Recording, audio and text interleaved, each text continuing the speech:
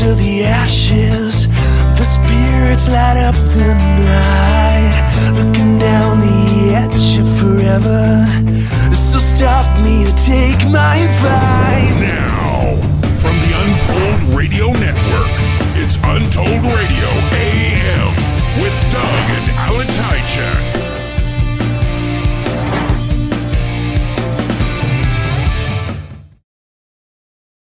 Show your support for the Untold Radio Network family of shows and join in on the conversation by using super stickers and super chats on YouTube. Got a question you want answered?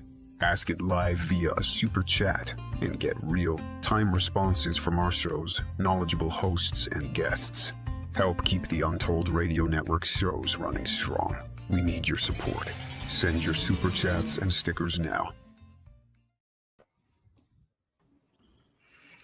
Hey guys, how's it going? And hello. I beat you. Yeah, not by much. I don't know. Why is it that we always race? To be first on cam. Man, I'm telling you, if this smoke gets any worse, it's so bad right now. I got the red alert now. We're literally in red today. It's really bad. Not orange is bad, but red is like, what the? Yeah, it's literally, I can't see across my studio. Yeah, I mentioned to someone at the gas station, and they're like, that's not mist. They thought it was mist. You thought it was mist? No, someone else. I'm like, that's smoke. Yeah, it was funny too because Vlad Sr. was over a little while ago, and I said, how do you like this smoke? And he's looking at me like, what? He thought it was fog, like water vapor. Yeah. I said, it's fires up in Canada. It's burning. I know. All of a sudden he gets it, kind of weird. Anyhow, what do we got going on? It's June 14th today, and we have Michael Cremo on tonight to talk about some really interesting things we don't often hear about. Very interesting. That humans may have been here millions of years. He has a lot of cool history on even Bigfoots and Yetis and other legends about these creatures that a lot of people probably haven't heard of. It's kind of a new angle. Yeah. So I think it's kind of cool. But man, I've been just swamped, doing Legend Meets Science, trying to work that into my crazy schedule, which was crazy before. And so have you ever heard the word fourth nightly before? You're into reading, a lot of that kind of stuff. What's fourth nightly? You've never heard of that word? No. That means every 2 weeks. Oh, like a fortnight? No. Well, what did I say? Well, no. It's actually, it's not it's fortnightly. It's called. Oh, okay. I suppose you could pronounce it fortnightly, but it's not how it's spelled. But that means something that happens every 2 weeks, right? Yeah. So I feel like literally on the last couple weeks, I have crammed in 4 weeks of work. Oh, of course. So, it's more like, how would you, what would we call it? We'd call it Fort Weekly? I don't know what it would be. Yeah. So it's a fortnight week every week lately. It's been nuts. I mean, we've been working stretches like 16 hours in a row without a break. Which is insane. Yeah. But you got to be excited. Yeah, no, I am. But it's a lot of work. Yeah. And we have a big shoot on Monday again. Perfect. More shooting. So that's the update on Legend Meets Science. It's really been just incredibly saturated with UFO news. And I don't know how many people in chat are up really what's going on in all the UFO news. But I would, somebody my age would consider this historic by mega proportions. Some of the stuff that's coming out right now. You gotta stay hip though, Dad. It's UAP now. Well, UAP, whatever. People know what I mean. Yeah, I know. It's all the same damn I thing. like UFO. Yeah, I do too. Something wrong with UAP. It sounds like some kind of medicine or a band-aid. Yeah, it sounds like a medicine. Give me some UAP. I got a cut. So I don't know. It's just a bunch of crap calling it UAP, in my opinion. They're just trying to make it harder to find stuff. But anyhow, so there's just literally, we have whistleblower after whistleblower after whistleblower from the government, many with, been highly, how would I say, highly vetted by already Congress, that these people are high-ranking intelligence officials, and they're basically saying stuff most people have known forever, or at least suspected.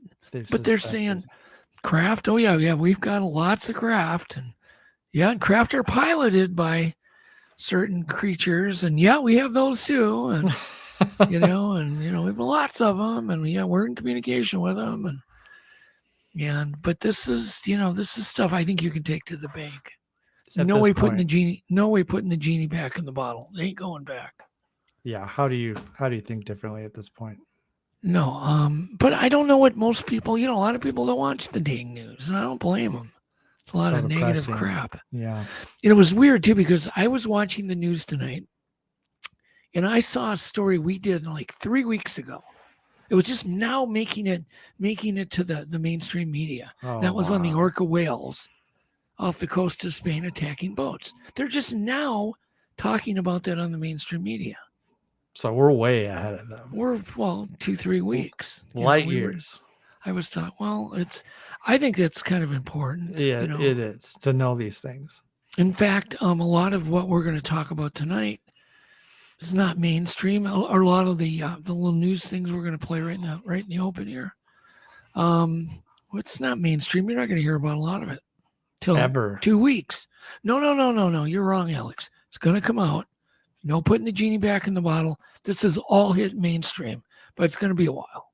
It's going to be at least a couple weeks. Yeah. You're not going to hear about all this stuff. You're not.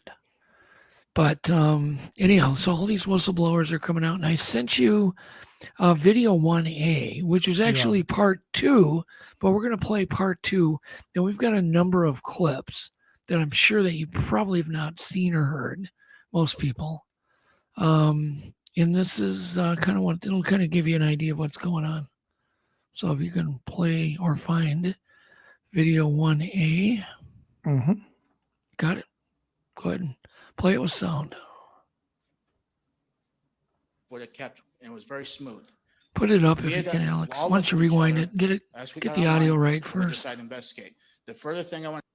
Just pause it, so we can get the audio up all the way. We had all looked at each other. Is it really? Yeah. All right. So let's be quiet and let it play. Start it over. I took pictures and video of this before we actually trucked down. We would have kept, and it was very. Can you pause it though? I kind of want to introduce it. Yeah, sure. Okay, so this guy is a Marine. He's a decorated Marine, and he has now felt the need to come forward. Also, once again, the more people that come forward, the more that will.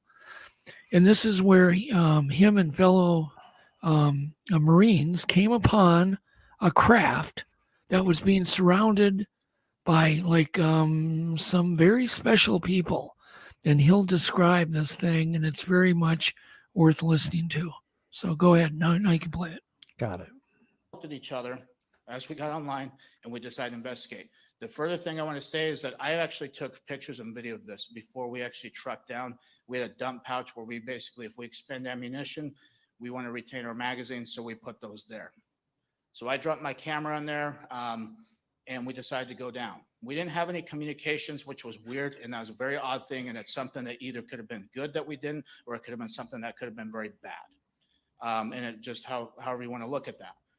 Once we got down this slope, we were approximately 150 meters away from this craft. when we all got to the point where we could see it, just like behind here, again, Mr. Schratt, phenomenal job. You can see that the craft here actually was roughly about 300 feet. And the reason why I know this is because you could fit 3 of the helicopters that we flew in on underneath this craft. And it had an audible hum to it, kind of like a guitar amp if you were to unplug that, or like a transformer. It's very audible. If I was to hear that sound again, I could tell you, okay, it's probably this thing or something similar to that. It's very distinct. And the way that it was floating, which was about 10 or 15, 20 feet off the ground, it was kind of a very eerie thing to see because I've never seen anything like that in my life. When we got up to that point, we were then intercepted by a team of soldiers or rogue military force, if you will. The most concerning thing about this is they all had American dialects. They had American gear. They had OTVs, black. They had black camouflage. They had very similar setups to what we had, but more high speed, something what you would see special operation groups these days have. They had no insignias on. They had no ranks. They had nothing that would signify who they were. They had black ball caps. They had M4A4s that were equipped with ACOGs, which was a step up from what we were currently issued, as well as PEC-16 IR illumination devices that you use for night vision and night patrols, things like that. So we were engaged. We had 8 of them put the drop on us. You could audibly hear them blow the safety selectors off. They basically started screaming at us, telling us what we were doing. We were not allowed to be there. Who were we with? What were we doing there? Threatened that they could kill us right then and there. We could get lost in the jungle. They could throw us out of a helicopter if they needed to. It was very nerve-wracking at that point, especially looking to my fellow Marines and seeing the reactions on their faces too. We were all freaking scared, to say none the less. So with that being said, each Marine was then patted down along with myself. We had our weapons taken from us. They were basically cleared in condition 4, which means they had no round chamber, no magazine in. They dumped our magazines out of our mag pouches as well onto the deck. And then again, because of Marine Corps order, how things are with that, we were told to keep our military ID in our left breast pocket. So they knew that. They asked for our military identification. We gave it to them, obviously, because they have guns in our face. So provided that to them. They had something that looked like modern day smartphones, but this is 2009, so it's not really as high tech compared to obviously today. So they took some pictures of our military ID, and then they had something that remind me of a BAT system, which is a biometrics tracking system that we would use. This is for insurgents or any things like that. It would take fingerprints, it would take retina scans, it would take pictures of them and document them. So if there's other militaries that were coming to relieve our post, they would actually have this information too to know who they are dealing with. That's what it reminded me of, and I had trouble scanning the IDs. As this is going on, we're going back between these guys as well as what's going on in the background. At that time, there was 4 of these trucks, which were F-350s. They were up armored. They were pretty beefy. They had weapon cases that I've seen before because of something that we've actually loaded weapons into. They had 2 of them that were in the back of each truck. They also had these containers that was illustrated right here, which come to find out through recent revelations from yesterday from somebody who came forward to Dr. Greer. I don't know who they are. All right, that's they had enough told him. Anyhow, it gives you an idea. It's funny that he said they were using Ford F-350s, and they're using Ford to capture UFOs. I love it. American made, baby. Pretty detailed account. But this is the kind of thing. These guys are going to be popping up every day. Yeah. Military people. You're going to probably even have some generals that are just going to say, that are old and just say, screw it, more generals. Genie is out of the bottle. So, anyhow, and this next thing I want to talk about is really interesting. Do you know how fast Mach 1 is, Alex? Very fast. I know you know it's fast, but do you know how fast? Very fast. It's the speed of sound. Yeah. Yeah. That's what I meant. They are just now releasing a jet, which is where they're talking about it. They have a jet now, a new hypersonic plane, and it's going to hit Mach 7. Mach 7? Yeah. Jesus. How fast is that? Well, the speed of sound. So Mach 7 is 5,371 miles an hour. So this plane's going to do 5,300 miles an hour. Mach 1's about 800 miles an hour. How does your brain not melt? It's 767 as I look it up. I think it was about 800 for speed of sound. So Is seven this times the speed of sound. Is this going to be manned? Yeah. Oh, yeah. It's not a drone. No, it's a manned aircraft. How does your brain not like turn to jelly? I don't know. Anyhow, that's just this hypersonic stuff.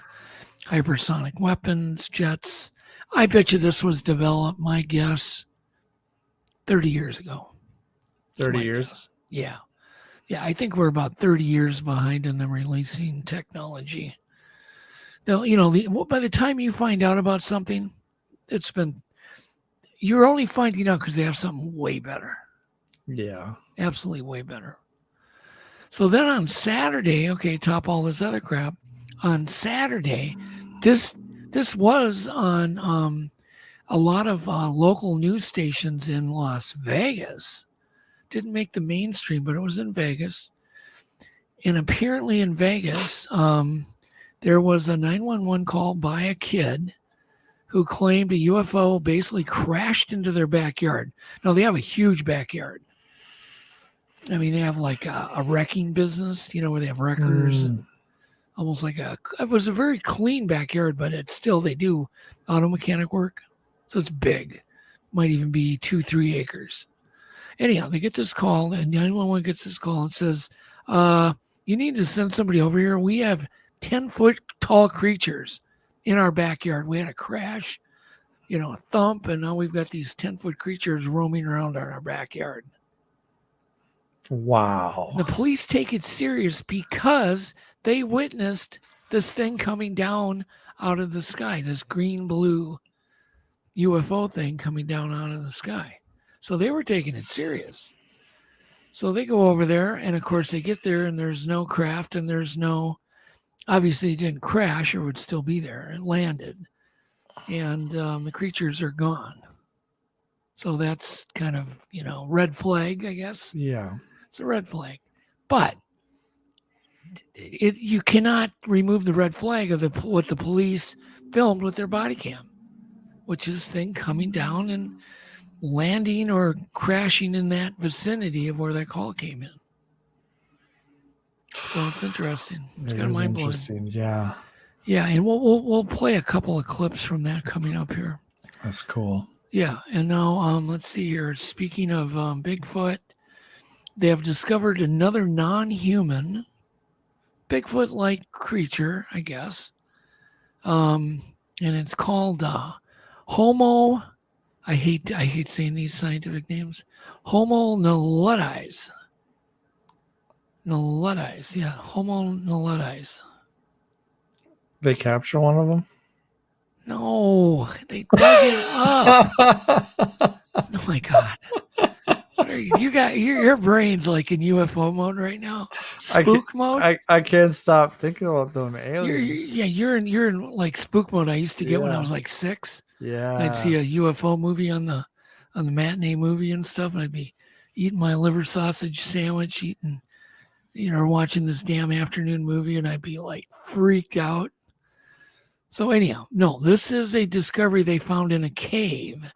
The reason it's interesting, because they believe this thing existed. It's non-human now. Keep that in mind. It's like a human, but non-human. And that was at least 100,000 years before modern humans.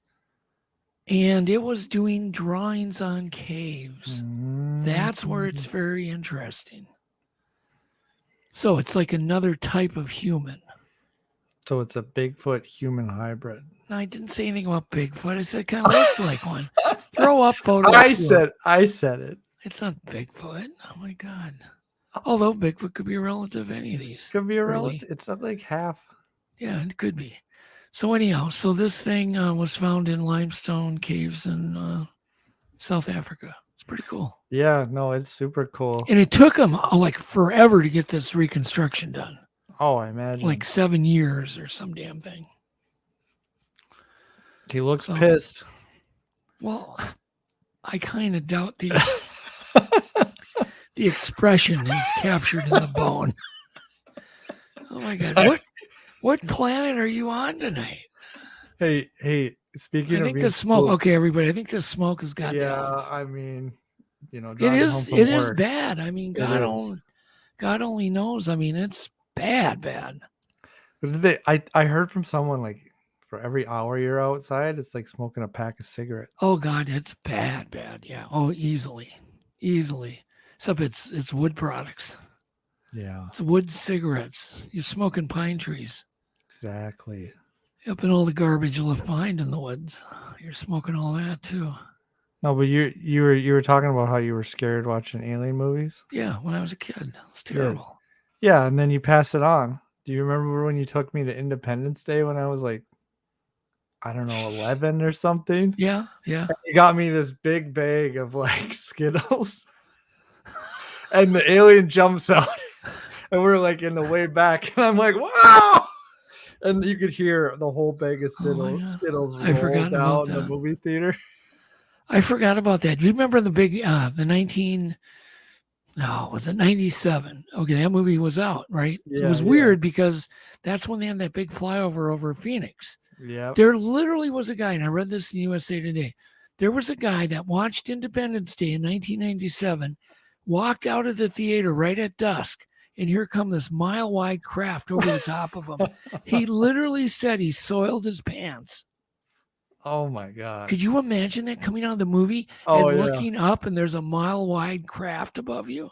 Yeah, you're like, oh, that was a cool movie. And Yeah, it's a true story. Yeah, it was in USA Today. So there you go. And he walked out with his son too. Oh, I'm sure I showed you all sorts of spooky junk, but never bloody stuff or violence. No, It was always like it was always Bigfoot. wholesome, Wholesome stuff. Yeah. like when that alien was choking that scientist to death. Yeah. Anyhow, back to the Bigfoot type creature. Yes. Took the guy 700 hours to have bone scans to recreate this. So was it like in a bunch of pieces, like Yeah. the bone fragments? Yep, little tiny fragments. Yep. Probably chewed up by a porcupine or something. All right. So anyhow, let's talk about what's new in Bigfoot. This week in Bigfoot. Perfect. Yeah. From the Catskill Appalachian Research Collective. That's a mouthful. Whoa. That's why they go off CARC. And it's the fastest half hour in the cryptid world. And we're going to play their promo for them. Let's do it. All right, do it. This Week in Bigfoot, the only news show that scours the internet and the Bigfoot community to bring you the fastest half hour in the cryptid world. From researcher news Honestly, I was surprised to see Ketchum still around. to sighting reports and evidence claims We know nothing about its backstory. This footage would be very easy to hoax. to the latest podcasts and Bigfoot live streams. That's Bigfoot evidence. Earlier in the podcast, I mentioned Bigfoot. These things are clocking the mayor. If it has to do with Sasquatch, Bigfoot, and Wild Man, Looks pretty sciencey to me. and it's making headlines. MK Davis recently released his latest improvement right here. It seems to reason that one would get caught on a camera on This Week in Bigfoot. On the next episode of This Week in Bigfoot UFOs. Could last week's UFO alien claim from whistleblower David Grush help finally put an end to the long-running Bigfoot origin debate? Mike Lucci ranks the top 5 Bigfoot databases. Snowwalker demands to know where the body is in the latest 2 Minutes With, and Idaho gets its first Bigfoot sighting of the year 2023. These stories and more this Friday night at 8 on the next This Week in Bigfoot, only on CARC Universal. Be there.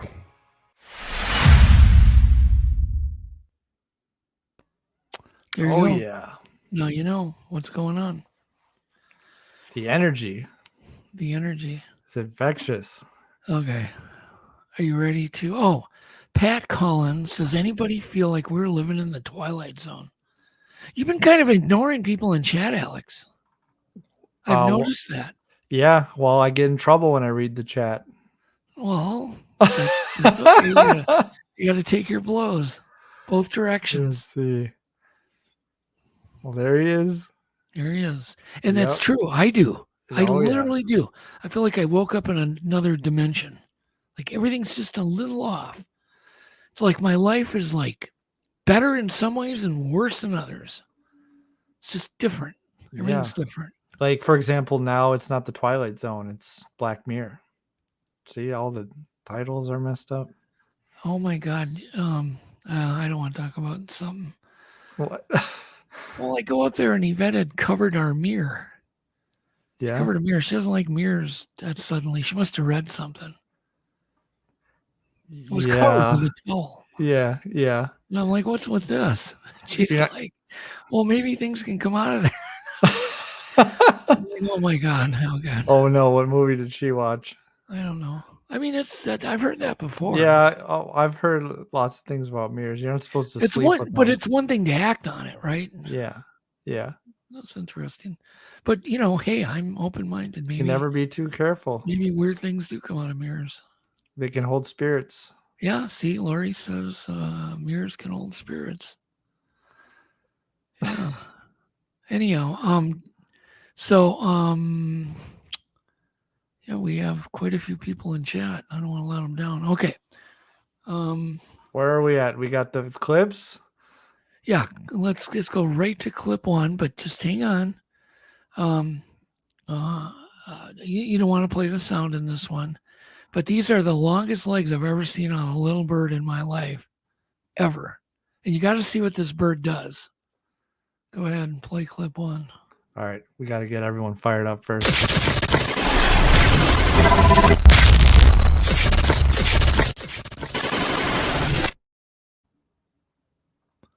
Now look how it's sitting.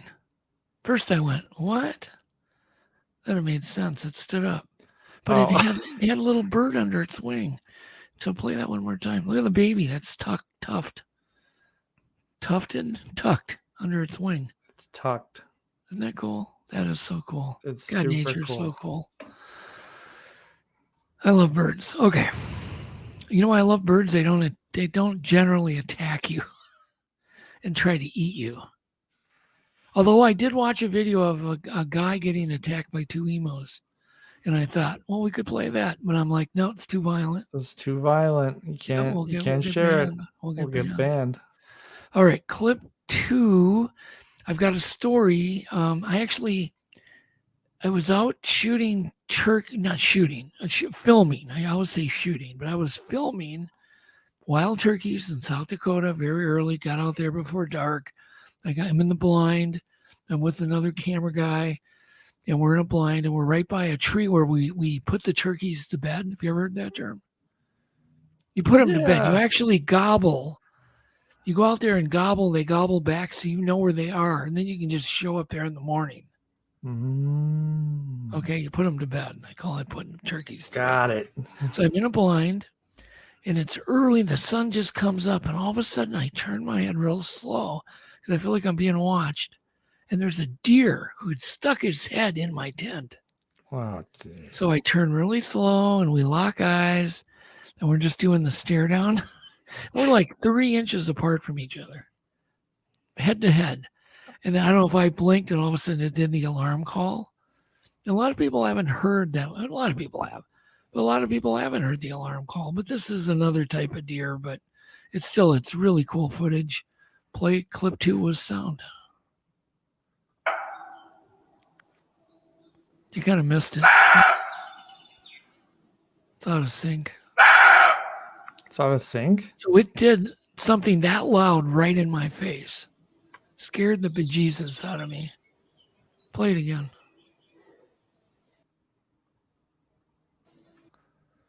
It almost sounds fox-like.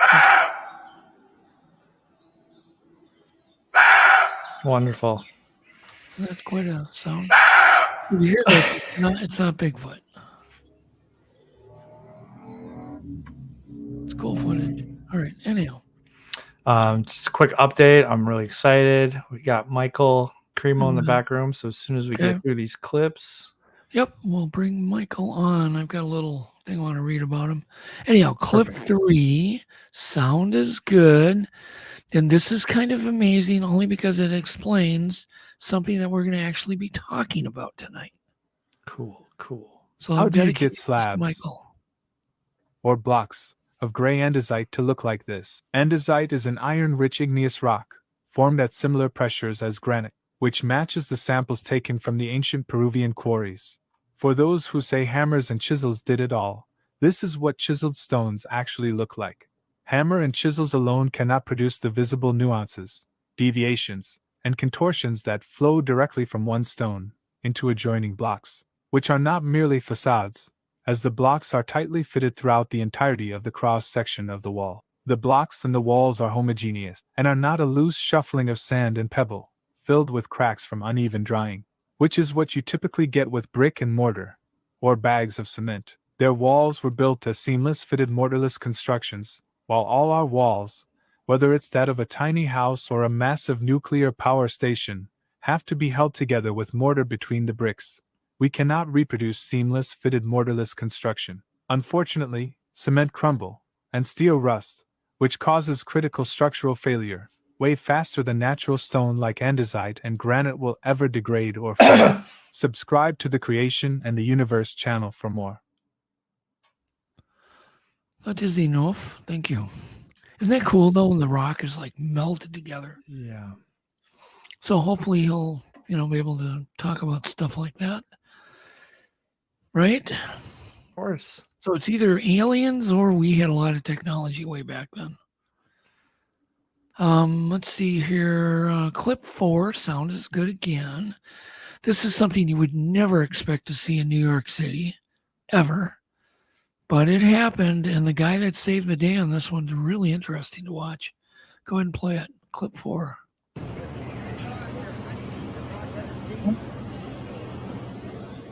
Right. These. Now, that wouldn't be something you'd expect, would you, Alex? No. Okay, now pretty soon here they're going to show that. I think they talk about it here in a second. Maybe they don't. I mean, okay, now watch this guy. So there you can see them all. Yeah. They figure out where they're coming from.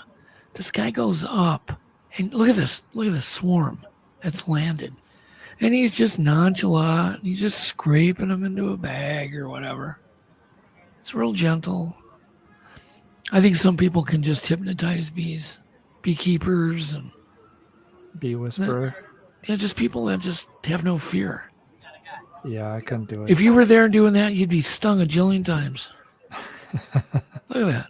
Just puts them back in a nice hive. Isn't that cool? Yeah. So clip 5, sound is good again. And this is what 14 million PSI can do. Cut through anything, including a diamond. So picture that. Picture the pressure of water coming out of your hose, which is maybe 1 PSI, 2 PSI. Picture 14 million PSI. And Alex, we need to buy one of these. I want one. I'm serious. Oh, yeah. You need to check prices. I want to get one of these. Because it could really add to our capabilities of what we could produce and make. Anyhow, 14 million PSI. Go ahead and play it. Water pressure reaches 14.5 million PSI and passes through a 500th of a millimeter nozzle. You get the world's sharpest blade. This pressure created by the water can easily cut through anything you can think of, from the hardest rock to the strongest metals. The incredible sharpness of water easily destroys the world's hardest material, diamond. Wow. Isn't That's that cool? Power. Yeah. Yeah. I mean, just so people know when I made that comment, we like technology. We like to be able to make damn near anything based on whether it's an idea or whatever. It's so cool when you have the right equipment. This stuff is not that expensive. Which is incredible. Yeah. I think you could do that with not a lot of money. Well, I like it because it's clean. It's not producing smoke. Yeah. It's producing, water mist. Mm. It's what they need up in Canada. Squirts some 14 million PSI on the forest fire. Okay. Next, clip 6, sound is good again. And this is this is one of the clips I think is historical, and this should be taken seriously. Go ahead and play it. Sound is good. This is what he told me, and he actually predicted that this event was going to happen. He said that there's more than one whistleblower. I think there's approximately three. The other two are the ones who have the first-hand information on this. Not only that, but they have the actual evidence. They have video, photographic evidence of what happened. And we know this because when they filed a whistleblower complaint, they had a fear for their life. They're transitioning out of their careers in the military and the intelligence community. They're transitioning into defense contracting. One of them knew the location of where these craft are supposedly stored.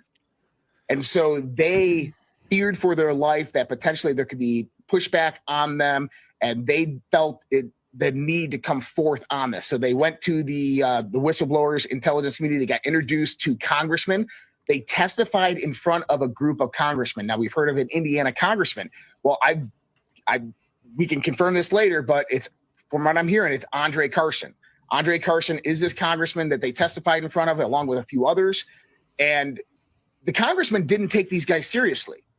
But what ended up happening is they pulled out the evidence, a DVD, and they showed these congressmen video evidence of intelligence community members communicating with extraterrestrials. Listen. After these videos were shown to congressmen, they were noticeably shaken in fear. One of them was holding a piece of paper and could not stop shaking. Another was drinking water profusely.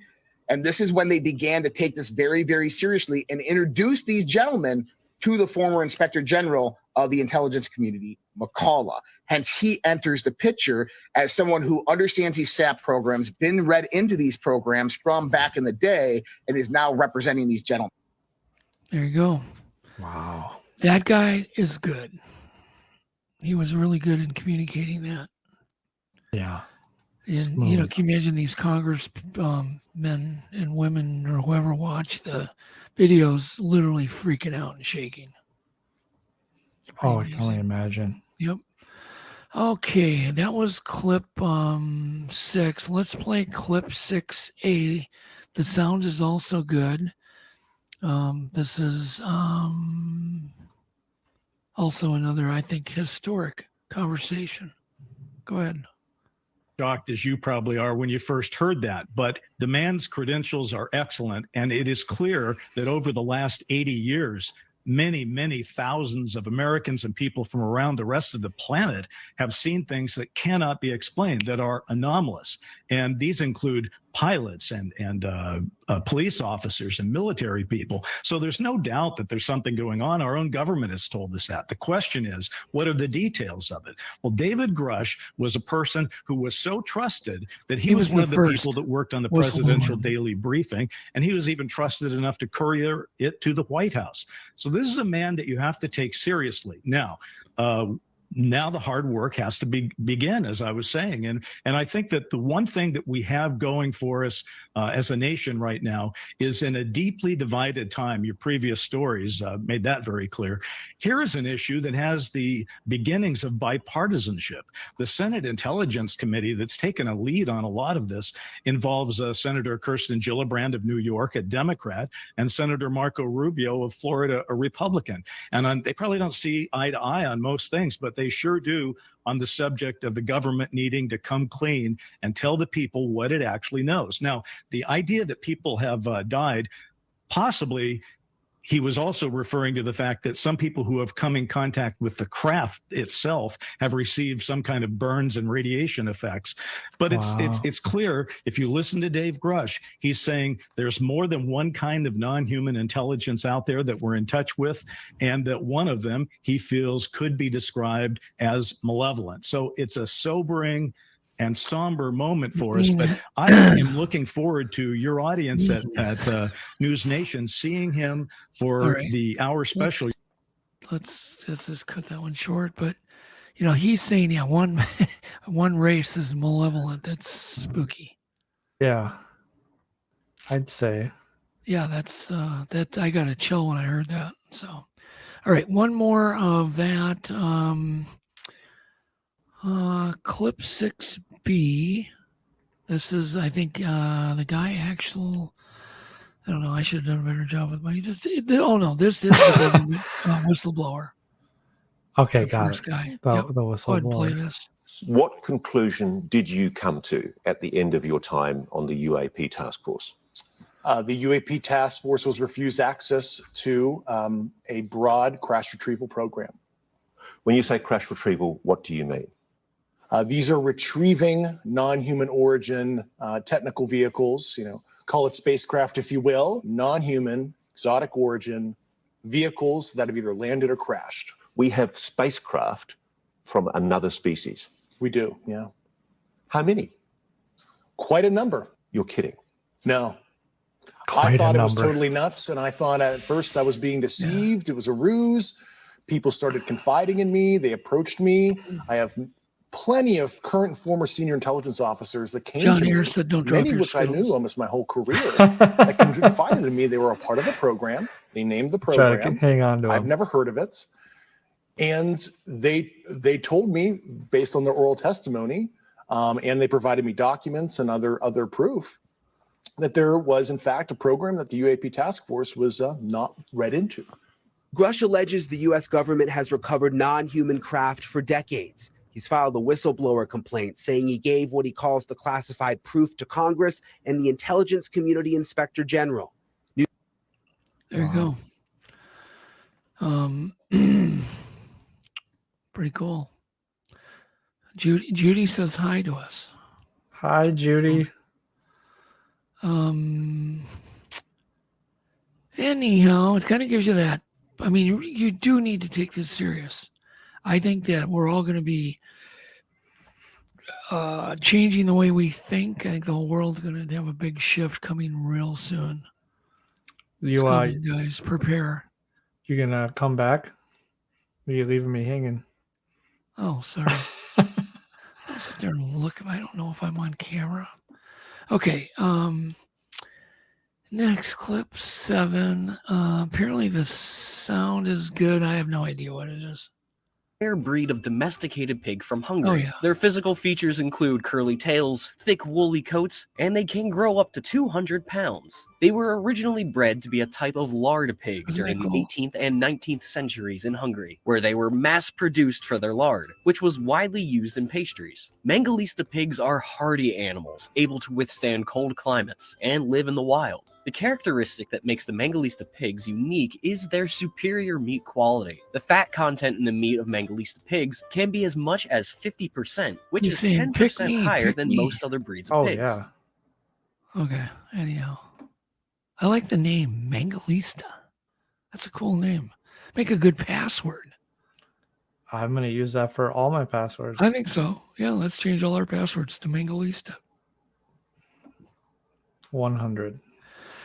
Oh my God! So that was just to bring you down off the chill of the UFO. Yeah. informers. I need to kind of stop Just thinking remember- about that. Just remember, it's garbage night. You got to take the garbage out at midnight tonight. I might never come back. Yeah. I'd be abducted. All right, we're getting wound up here. Clip. Let's see here. That was clip 8A. Sound is good. And this is the original story of the Las Vegas thing. And it's for someone, if you haven't seen it, it's pretty interesting. It's got the 911 call in it too. Go ahead and play it. These are some of the claims. We accepted their invitation to do an interview. They didn't answer the door or their phone. These are some of the claims they've made in other public forums. Multiple family members backed up the story in an initial police report we obtained. Angel says they heard the patter of multiple feet in the yard. That's the they later yard. heard footsteps on their roof.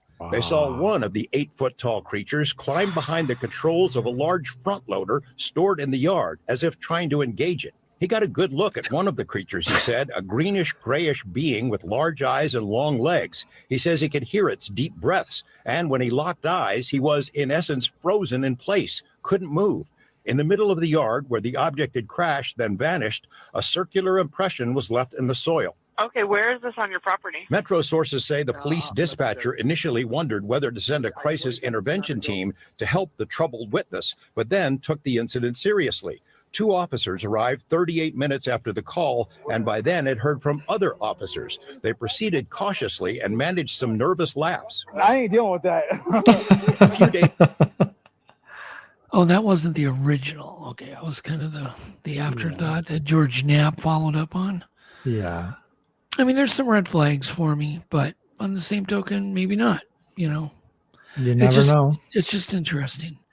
But we're going to see a UFO frenzy, because there's UFO spotted every day. There's incidents where people see creatures or claim they do every day. But now they're going to get news coverage.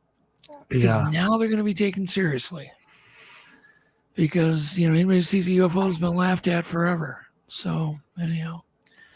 So, once again, to get you out of your UFO mood, we're going every other clip. Clip 9, the sound is good. It's super short, but feel the horsepower. And this track is way too slippery. No. This is... No. I'm totally... What clip was that, Alex? That was the one I was about to pull up was 8A. The one before was 8. Oh, that's right. Okay, clip A is, let's play it. Clip 8A is the original. I do want to play it. Short. Everybody will be talking about. Thanks for joining us here at 6 o'clock. I'm Denise Valdez. I'm Brian Loftus. A family says something crashed into their backyard, prompting them to call 911, saying they saw creatures walking around. Our 8 News Now investigators digging into this for weeks now. And tonight, our David Charnes with the video you will only see on 8 News Now. David?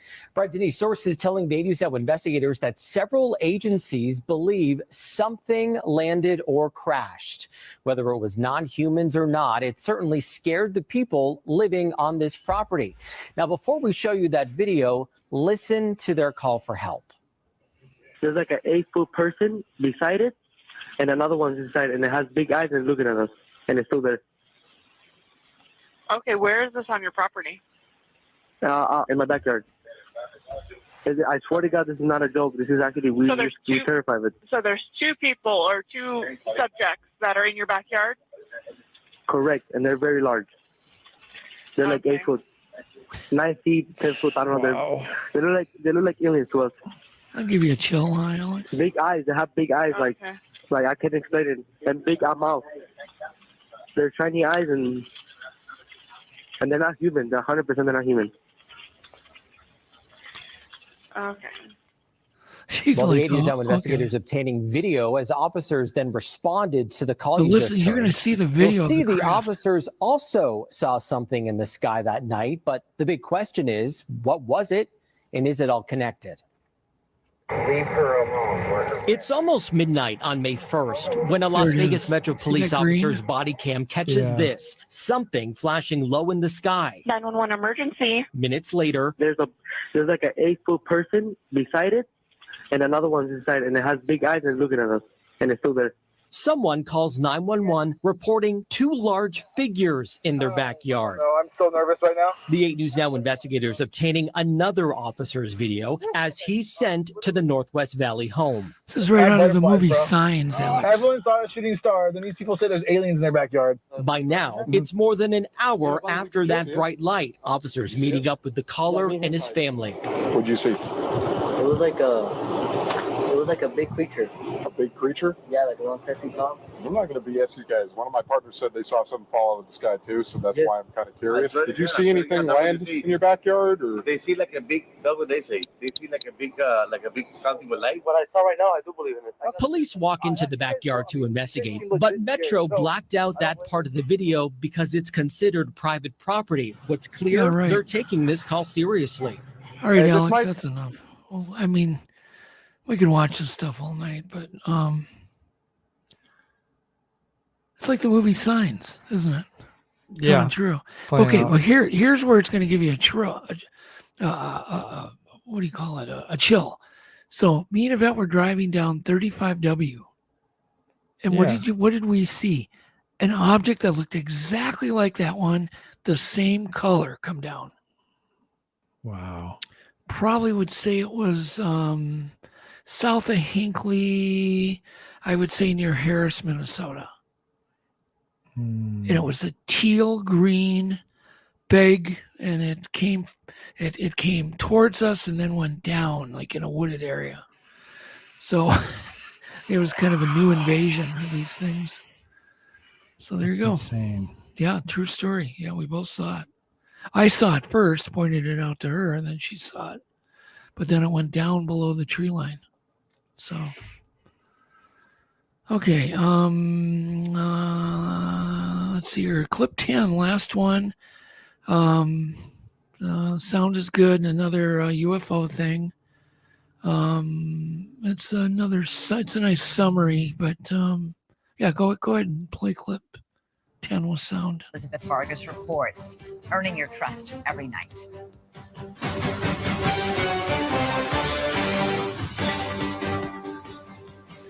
UFOs exist. The U.S. government found quite a number of them, and they are indeed of non-human origin.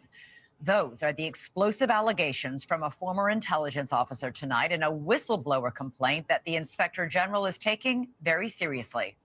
36-year-old Air Force veteran David Grush is exposing what he calls a top-secret military program that has reportedly found wreckage of fully intact UFOs.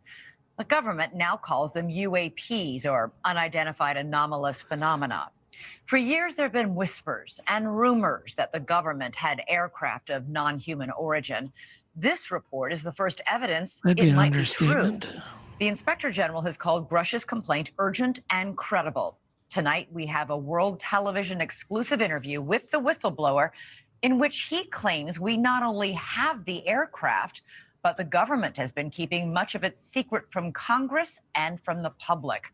News Nation senior national correspondent Brian Enton is here with the story, and this is a blockbuster. It is a blockbuster. It's really hard to wrap your mind around this. I've been working on this for the past couple of weeks. I'm still having a hard time processing all of it. All over the last couple of years, it sort of became mainstream to discuss UFOs. The government has released videos. They've acknowledged that we don't know what some of this stuff is out there that we have on camera, but this really takes it all to another level.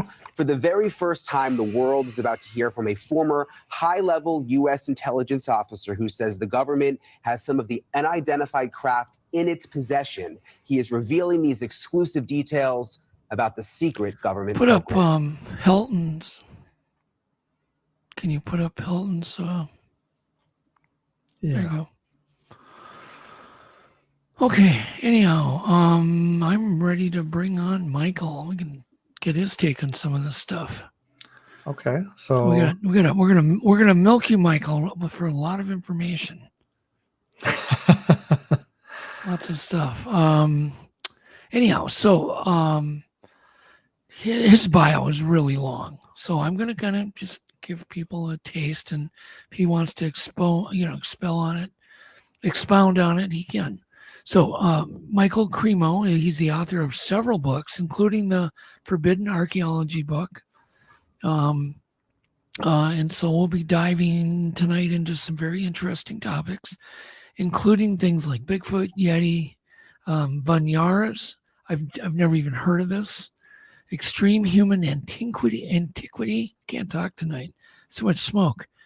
Ancient aliens, hidden human history, forbidden archaeology, strange megaliths, and maybe we'll talk about strange human origins.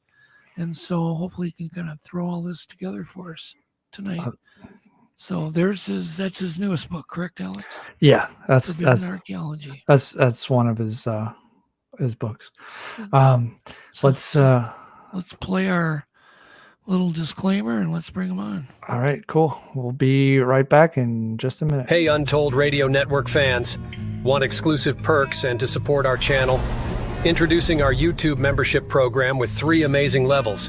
Get loyalty badges that level up to different cryptids the longer you're a supporter.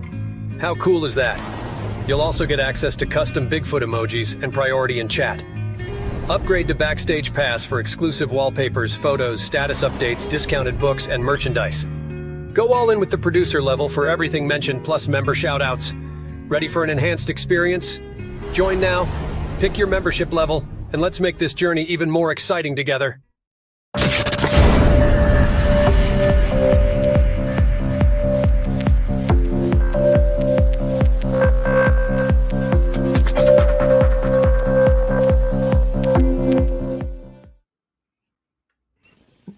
Michael, There glad he to is. have you on.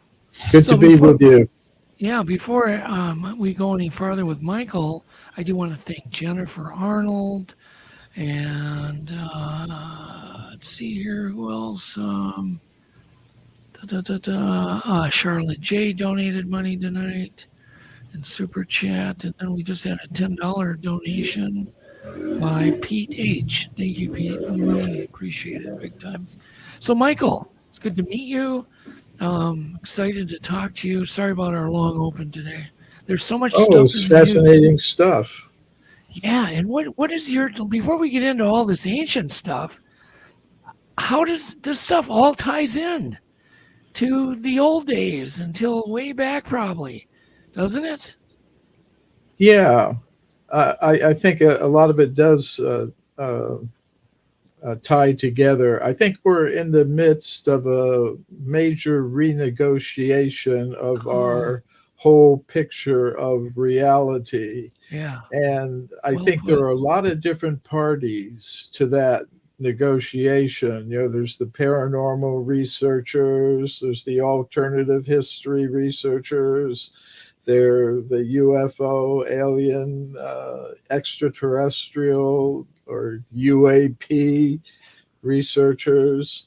And they're in different situations. Some of them are, you could say, outsiders like myself, but as you were pointing out, even within, you know, some of the mainstream institutions, you've got people coming out with things, admitting things that 5 or 10 years ago they wouldn't. So I had some experience of that. One of the main topics that I deal with is archaeology. You know, you've got my book, Forbidden Archaeology. You showed that. And I regularly make presentations at mainstream international conferences on archaeology. And one of the groups that I attend the meetings of is the World Archaeological Congress, and they hold a meeting every 4 years. And I was really surprised a few years ago, they were having one of these congresses, and they had a whole section of the conference that was about extraterrestrial archaeology. Wow. Yeah, because they're, you know, as archaeologists, they're thinking, okay, when we go to the moon, when we go to Mars, and we find stuff, whose museum does it go into? Who owns it? You know, they're starting to make treaties in the UN and different countries about things like this. Of course, one thing that they'll find is stuff that we've sent up there, you know, to the moon, to Mars, Venus, places like that. But they're also asking the question, what are we going to do if we find things that we didn't send up there? What if we find in orbit around the Earth and, you know, a satellite, an intelligence gathering satellite that no earthly country sent up, that came from another galaxy or another star system? Who's going to own that? Whose museum does it go into? Or do we just leave it alone out of fear? Yeah. No. So I think I love the way you worded, we're going to have to renegotiate everything. I love that. That was the most brilliant thing I've heard in a long time. Yeah, it's why I stay in touch with all different kinds of researchers and organizations, both mainstream and alternative, spiritual, paranormal. Yeah. Because I think there are a lot of parties to this negotiation that's been going on for the past couple of decades. Actually, it's been going on forever. Yeah, because different interest groups in society always have some interest in. Let me say this. You know, the things I'm hearing now from whistleblowers are things I've always known in my heart were already true. And I'm sure you had the same feeling as many of us did, as many of the intelligent people did. I always think of those people who already knew this stuff in their heart are the most intelligent people on the planet. And now we're just getting confirmation. It's more like confirmation for our skeptical uncle. It's not for us. Yeah, it's not for me. It's like, do that. But this is definitely a genie. I don't think they're getting back in the bottle. Do you agree?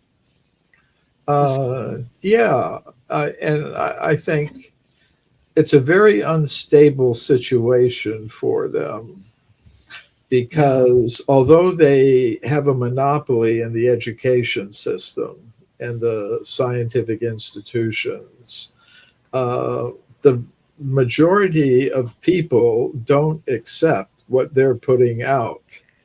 The huge numbers of people, if you look at Gallup surveys and other surveys that have been done about people's belief in UFOs and extraterrestrials and paranormal experiences, remote viewing, all this kind of stuff, huge numbers of people accept this stuff that is totally rejected by the powers that be. So it's kind of an unstable situation, and they're kind of aware of it, that someday the people that accept these things are going to say, well, why are we giving so much of our tax money to have people teach us stuff that we don't believe? Yeah. That's well, it's just, I love the fact that I would love to watch the government squirm a little bit. And it's got to be good for you too, because you've got a lot of theories on, human civilization, human intelligence from way back. And this stuff, if UFOs are visiting us now, it just reinforces that they were visiting us thousands and thousands of years ago, probably even more so back then, because we didn't, maybe we didn't own, weapons like we do now, but maybe we did have nukes. Maybe a civilization gets wiped out every 400,000 years, a modern civilization, even on Earth. Would we even know that? So that's one of my first questions. Is it possible that there has been modern humans here over and over and over in civilizations that have gotten advanced and then wiped out, completely wiped out, hardly any trace? There are some scientists today who are considering that possibility. They do it more or less as a thought experiment. There was a couple of astrophysicists who were thinking, okay, we've got a problem with the environment here on Earth, so maybe we should look at planets in orbit around other stars in our solar system and use spectrometry to analyze their atmospheres and see if any of them have had a global warming problem. And which means they had some advanced industrial civilization that was making all those pollutants. And then one of them said, well, why should we look at other planets? Why don't we just look at the geological history of the Earth and see if there's any signs that there was an advanced technological civilization hundreds of millions of years ago on this planet? And what signs of it would we see today? And they thought, well, they called this the Silurian hypothesis. Okay. There was an English science fiction television series, I think, called Doctor Who. Doctor Who. And there was one episode where Doctor Who and whoever he was working with are visiting a reptilian civilization that was in caves below a nuclear reactor, and they were kind of waking up and disturbing the reactor. So they went down there to see them.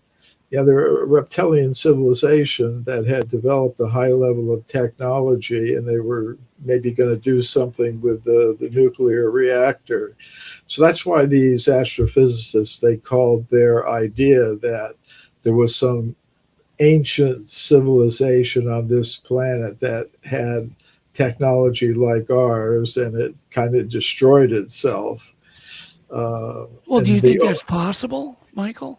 I do think it's possible. I think that the Earth has undergone extinction events over vast periods of time.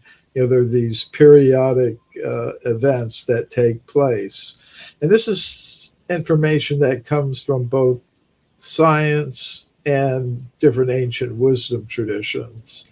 You know, for example, if you look at modern paleontology, they say there have been 6 major extinction events in the history of the Earth over the past couple of billion years. The last one being the one that wiped out the dinosaurs, they say. If you look at the cosmological writings of ancient India, for example, they talk about 6 major devastations that have taken place over the past couple of years. It's a pretty amazing coincidence that both of those sources say the same thing. I think, however, that even though there are these extinction events that take place, there are resources elsewhere in the cosmos that allow the Earth to be repopulated, reseeded with life forms. So we're getting off into some wild speculations here, but Well, yes and no. I mean, it still all kind of ties together. Obviously, a lot of your work is not speculation. A lot of the evidence. Let's talk about how the platypus gave you some pretty major clues. I listened to one of your lectures and I was like, ooh, what a great story. How the cave drawings and how you aged. It was really good detective work. Do you want to tell that platypus story? yeah, that was a discovery that was made in Australia at a place called Lake Eyre. And it's in southwestern Australia, I believe. And what it was is this European researcher who had been going into the outback areas in Australia. He was finding rock art. So he found near this place, Lake Eyre, a rock with carved in it the form of a platypus. You know, platypus has a duck-like beak. Yep. So it showed this duck-like beak. It showed its webbed arms. It showed its beaver-like tail. It was a very accurate rock art depiction of a platypus. Now, the platypus doesn't live in that area now because it's desert. It's dry. There's no water there. Yeah. So what I did was I got in touch with the Australian National Museum, and the person I was dealing with, I said, okay, I've got this question for you. When was the last time that the platypus was existing in this area, this dry area of Australia? So they said about 20 million years ago. So I took it that means someone with human-like intelligence 20 million years ago observed these creatures and made a depiction of them. So it's that's the Australia platypus ancient carving. It was just kind of brilliant how you connected those two from such a simple thing. So, well, another thing that comes from Australia that's pretty interesting is cosmic impact craters, where comets or meteors have hit the Earth and made a big crater. So they can be dated, these things. Some of them are millions of years old. Some of them are hundreds of thousands of years old. But what's really interesting is that the tribal people, the Australian Aboriginal peoples who live in the neighborhood of these cosmic impact craters, have in their legends, even though these events occurred hundreds of thousands or even millions of years ago, they have in their legends accounts of, a star fell, and it made a big explosion, and people were running here and there, and it's in their legends. Right. So to me, that would show that they had witnesses of these events. Some of their ancestors were witnesses of these events at times when modern science says there weren't any human beings at all anywhere. They would say the first humans entered Australia, coming from Southeast Asia over Indonesia and New Guinea, and reached Australia about 70,000 years ago. But some of these cosmic impact craters that are preserved in the legends of the local peoples, as I said, go back hundreds of thousands of years, or even in some cases, millions of years. Well, yeah, they can't write about something they're not observing. They hypothesize that maybe, they heard about it from somebody who knew something about modern science. Yeah. But modern scientists really didn't understand that those impact craters were made by objects like huge meteors or comets that struck the Earth. They thought they were volcanic. Because until about the mid 20th century, they had thought that most of the meteors that struck the Earth were small. They either burned up in the sky, or if they did hit, they wouldn't make a huge crater a mile wide. It took scientists quite a bit of time to figure that one out.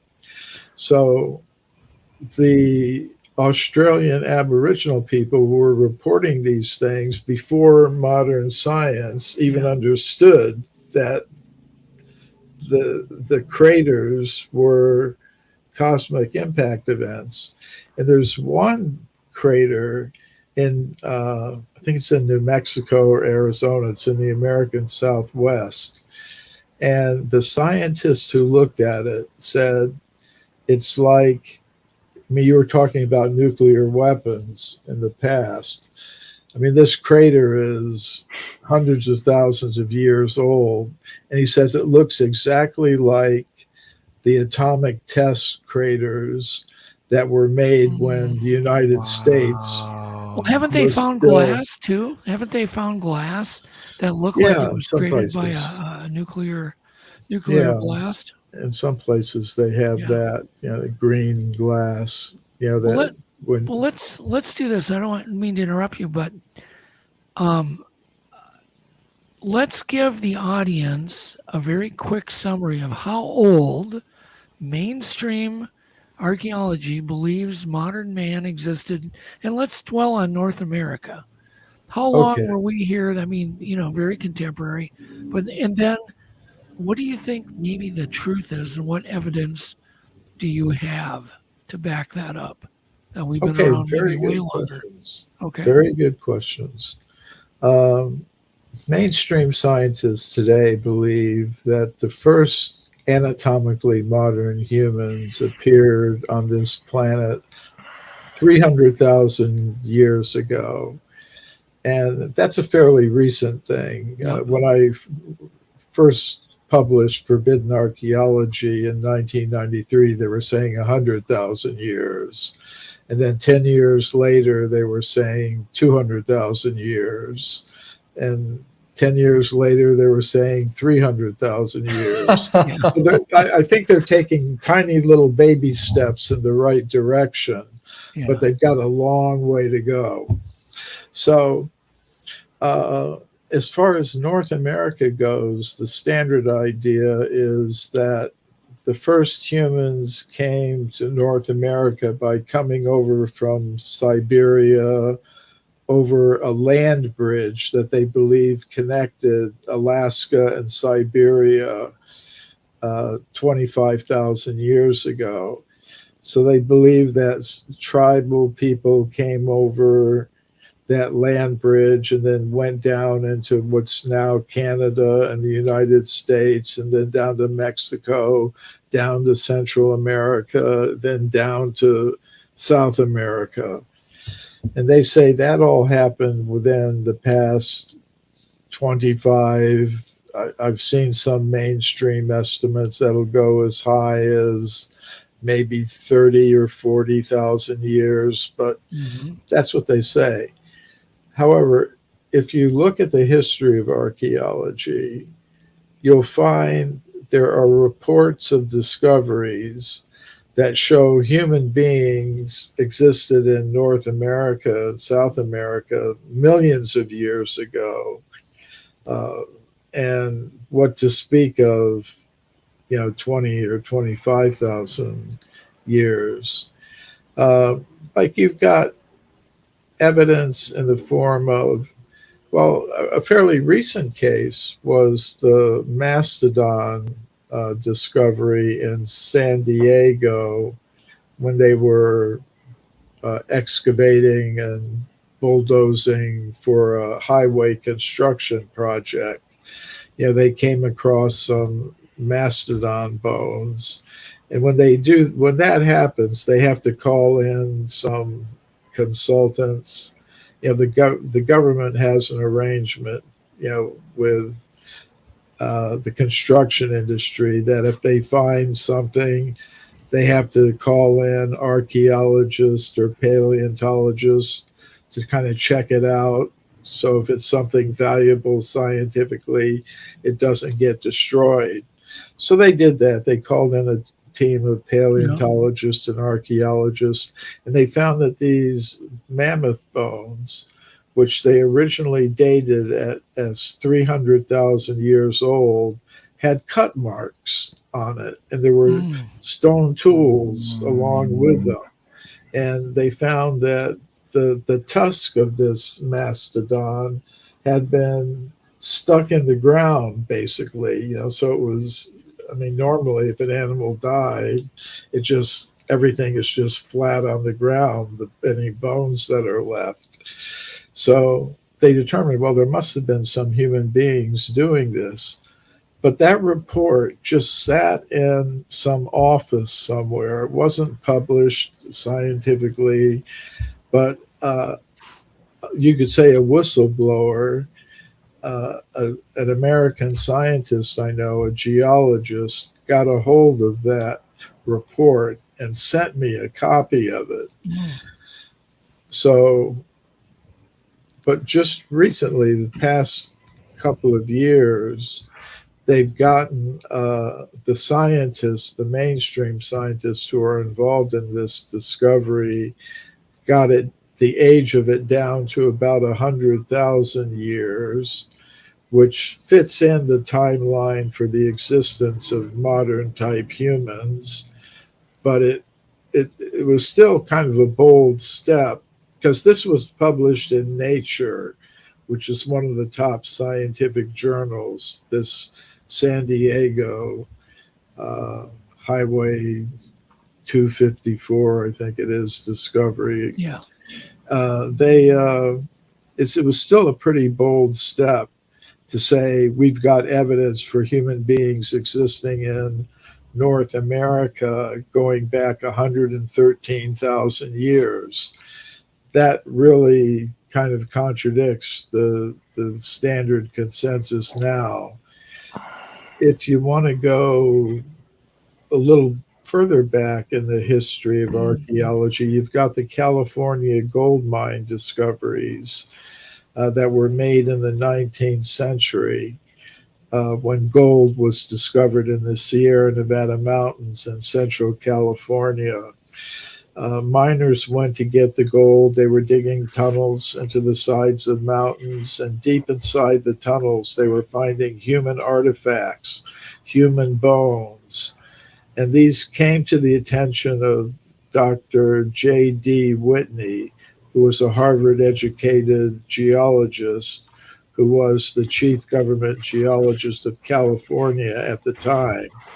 And these things were found in layers of rock that modern scientists consider to be about 50 million years old. Okay. So you got you got so you just said something crazy. Okay.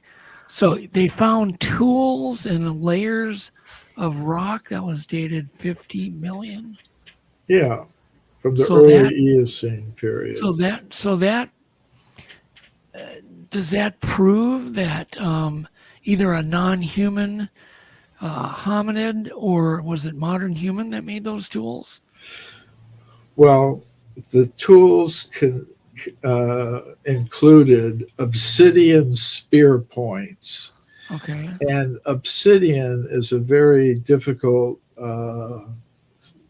rock or mineral to deal with because it's very sharp. Oh, I'd say. You know, it's like a volcanic glass type of thing. It's like glass, yep. So they would, archaeologists would say it would only have been modern type humans capable of making an artifact like that. Also, they found many stone mortars and pestles.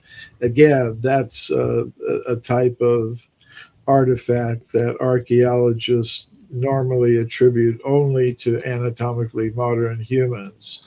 Okay, well, are you thinking though, Michael, that those stones were from a non-human race, an earlier pre-human type hominid, a cousin? In my book, I mean, I have my personal conceptions of it. Okay, but well, in my book, I don't put, in the book Forbidden Archaeology, I don't put forward any explanation of what the alternative to the modern thinking would be. Okay. Some people, because I wanted people to be able to think about it themselves. Okay. Well, how do I explain this? Maybe it was some pre-human type of creature, or an extraterrestrial, or a time traveler. Myself, I take it as evidence that humans like us have been here for a long, long time. And I think there's a reason for that.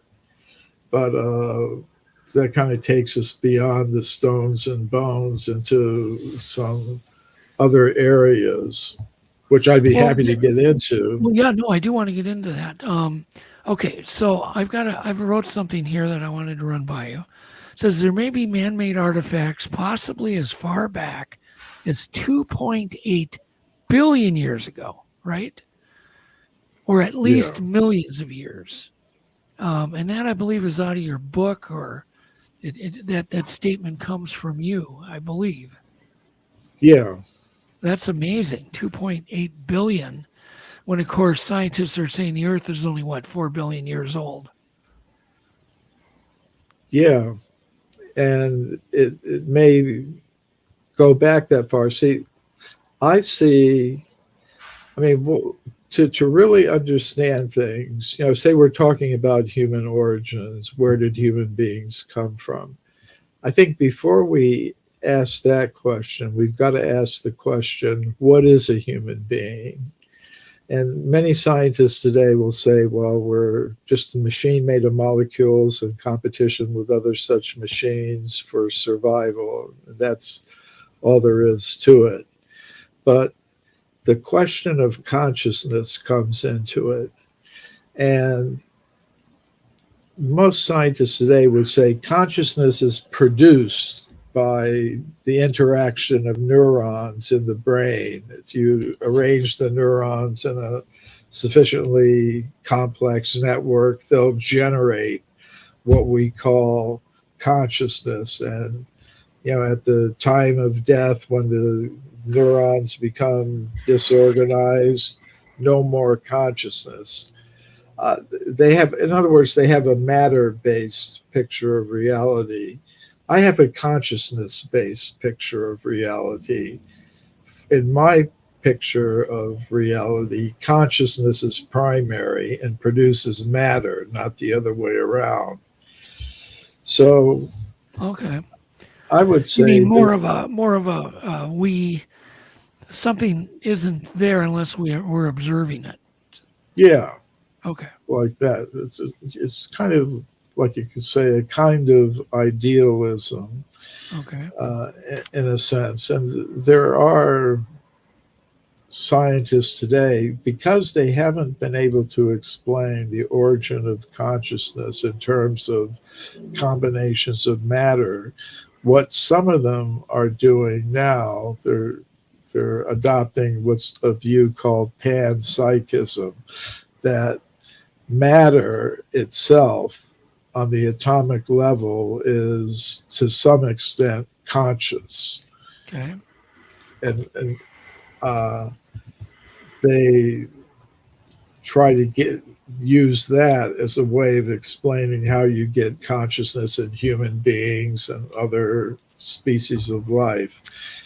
But I don't experience my consciousness as a bunch of little atomic consciousnesses, like the swarm of bees that you were showing at the beginning. I don't experience.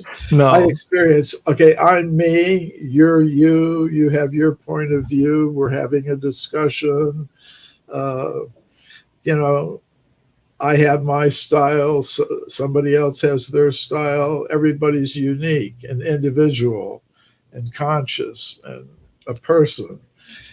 So I think there is something to the idea that there is a conscious self, a personal, individual, conscious self that can exist apart from the brain, apart from the bodily vehicle that we're in right now. And there's a lot of scientific evidence for that in the form of near-death experiences, people separating from their bodies and being able to observe, what's going on, what the doctors and nurses are doing to revive them, or past life memories.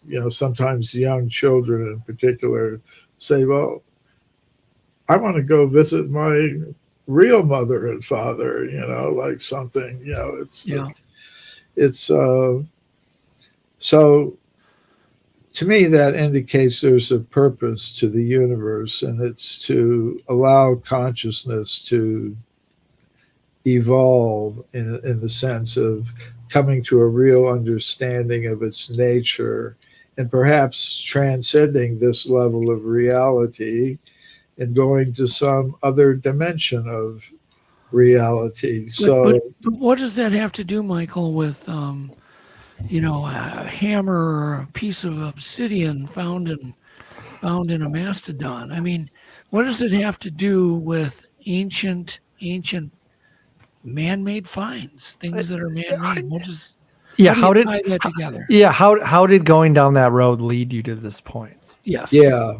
Well, here's how it works for me. Okay. If this evidence for extreme human antiquity in the form of stones and bones is really accepted, then that means we need new explanations for human origins.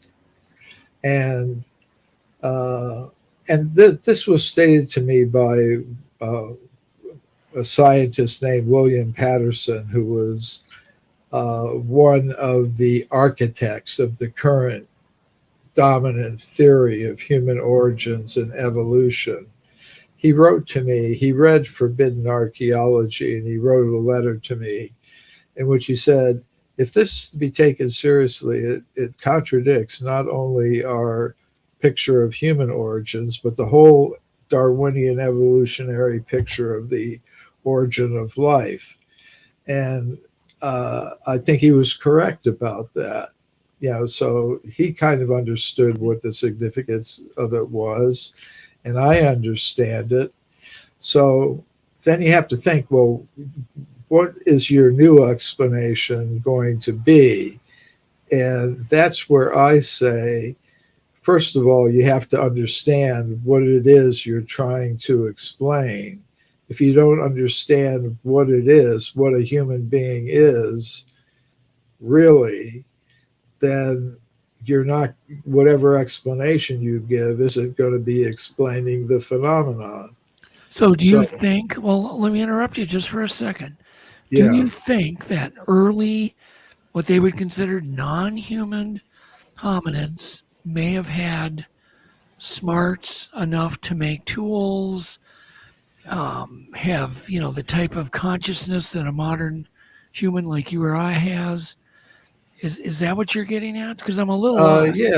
Yes. Okay. That's one aspect of it. And actually, there was something that's been in the news recently is the fact that this hominin they've discovered in South Africa called Homo naledi. Yeah, we talked about that actually on this show earlier. Yeah. Before he came Apparently, I mean, it's an ape man-like creature. It has a brain about a third of the size of a human being, but they were found in this isolated cave called Rising Star Cave in South Africa, at a place they call the Cradle of Humanity. And it was found in a chamber that has a very narrow entrance. It's like only about 7 inches wide. And some archaeologists, they had to recruit 6 archaeologists. They happened to be all women, but who were small enough to get into this cave and check out the bones that were there. And they found bones of this creature, about 1,500 bones in this cave, some of them on the surface lying on the ground, and some of them buried. And the only bones that were found in the cave were those of these creatures. So to the archaeologists, that indicated that members of that species had taken dead bodies of their relatives and put them, sent them down the little narrow chute opening to this bigger cavern and just put them down there and maybe even buried them, and they carved symbols on the walls next to the graves. So they were thinking these people were conscious. They had some idea of an afterlife. So they were performing some kind of ritual. And by making those symbols, that was part of this ritual that they had. And before this discovery, these creatures are between 200 and 300,000 years old. And before this discovery, they thought only anatomically modern humans did something like that, had the consciousness and the intelligence to do something like that. So it's a controversial discovery. Not everybody's in favor of it, but the research is being funded by the National Geographic Society. Well, it sounds like it's been quite a complete study. Yeah. The guy spent 700 hours, he said, putting just that one skull or that one recreation together based on bone scans. It was just crazy. Go ahead. No, I was just gonna say,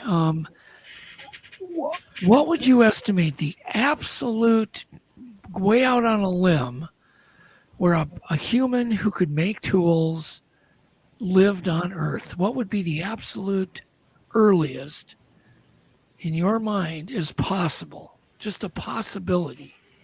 Well, I mean, if you really want to know what I think, Yeah, I do. I think this has to do with the idea, because a lot of my work, I admit, is inspired by my contact with the spiritual tradition of ancient India, which has a lot of similarities to other cosmologies of other traditions. Yeah, but these are ancient writings, though, that you're reading. Yeah.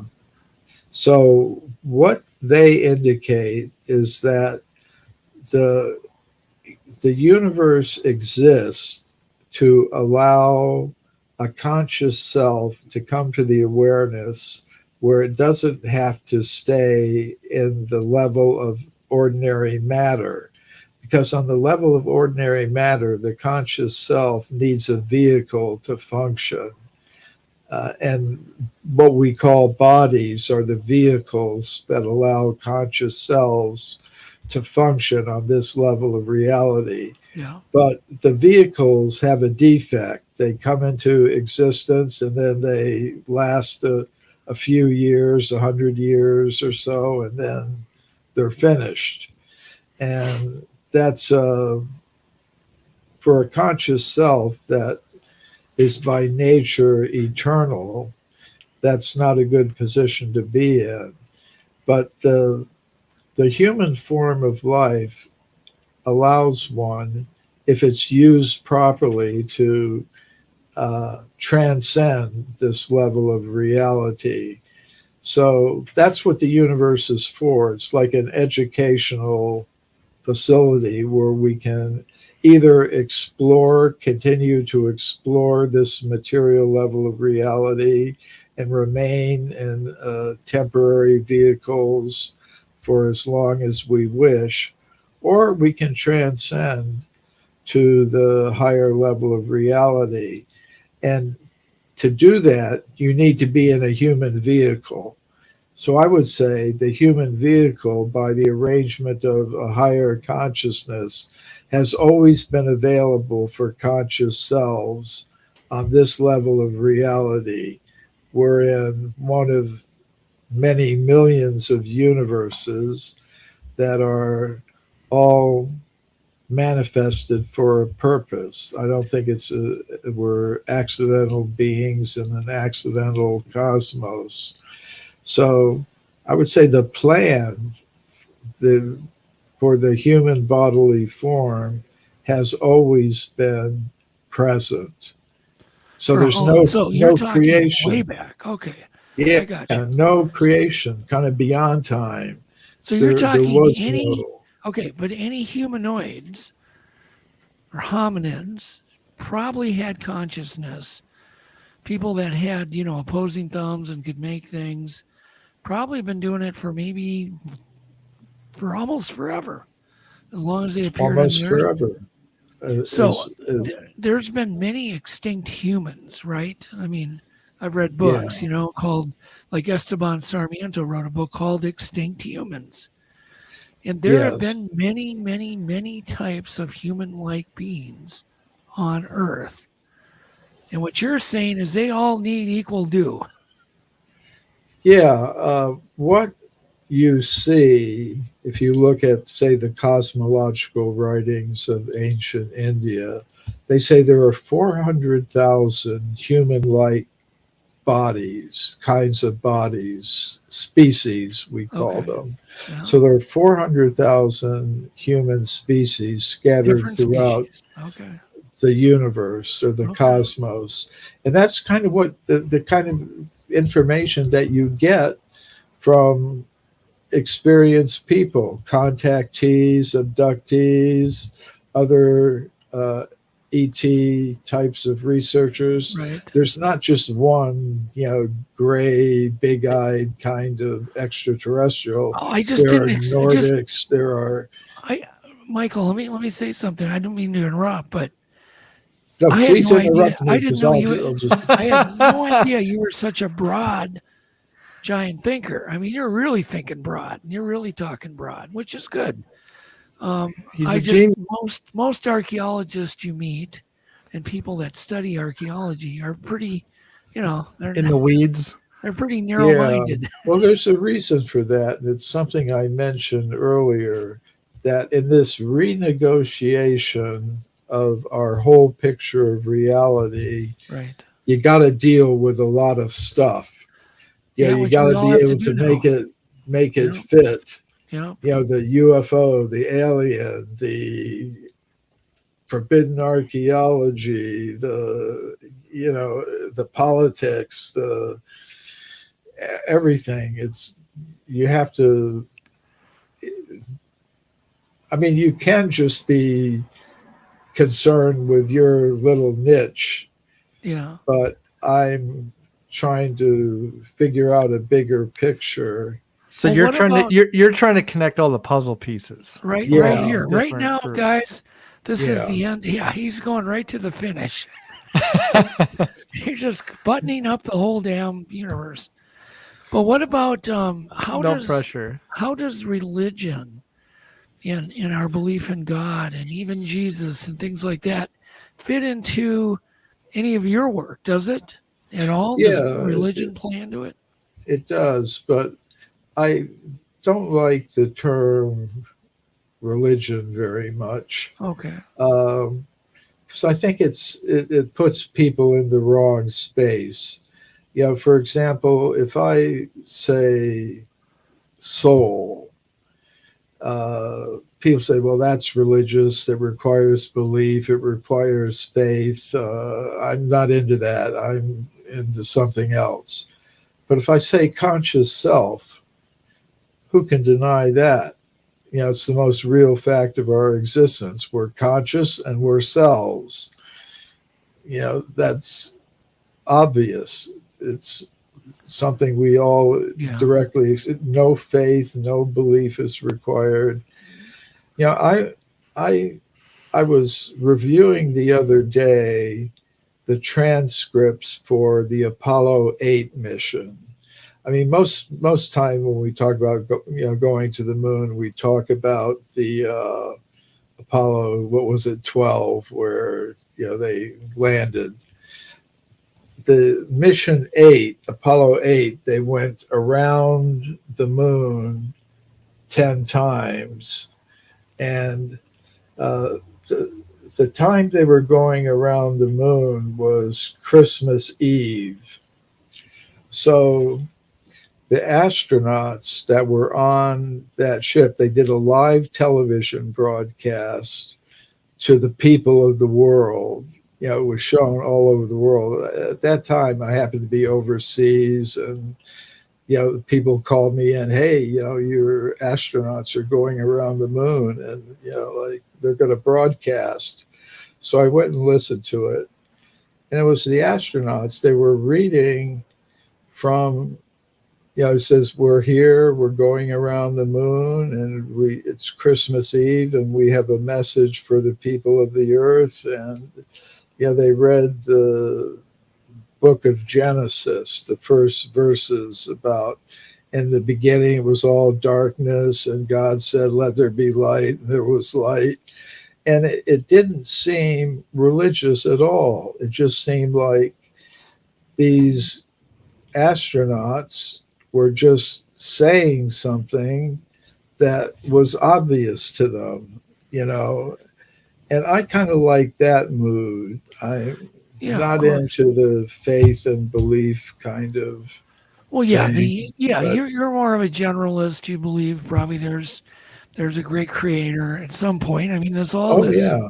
Well, I think it's obvious. If I'm conscious and I'm a person and I'm individual, I would say my source also has to be conscious, personal, individual.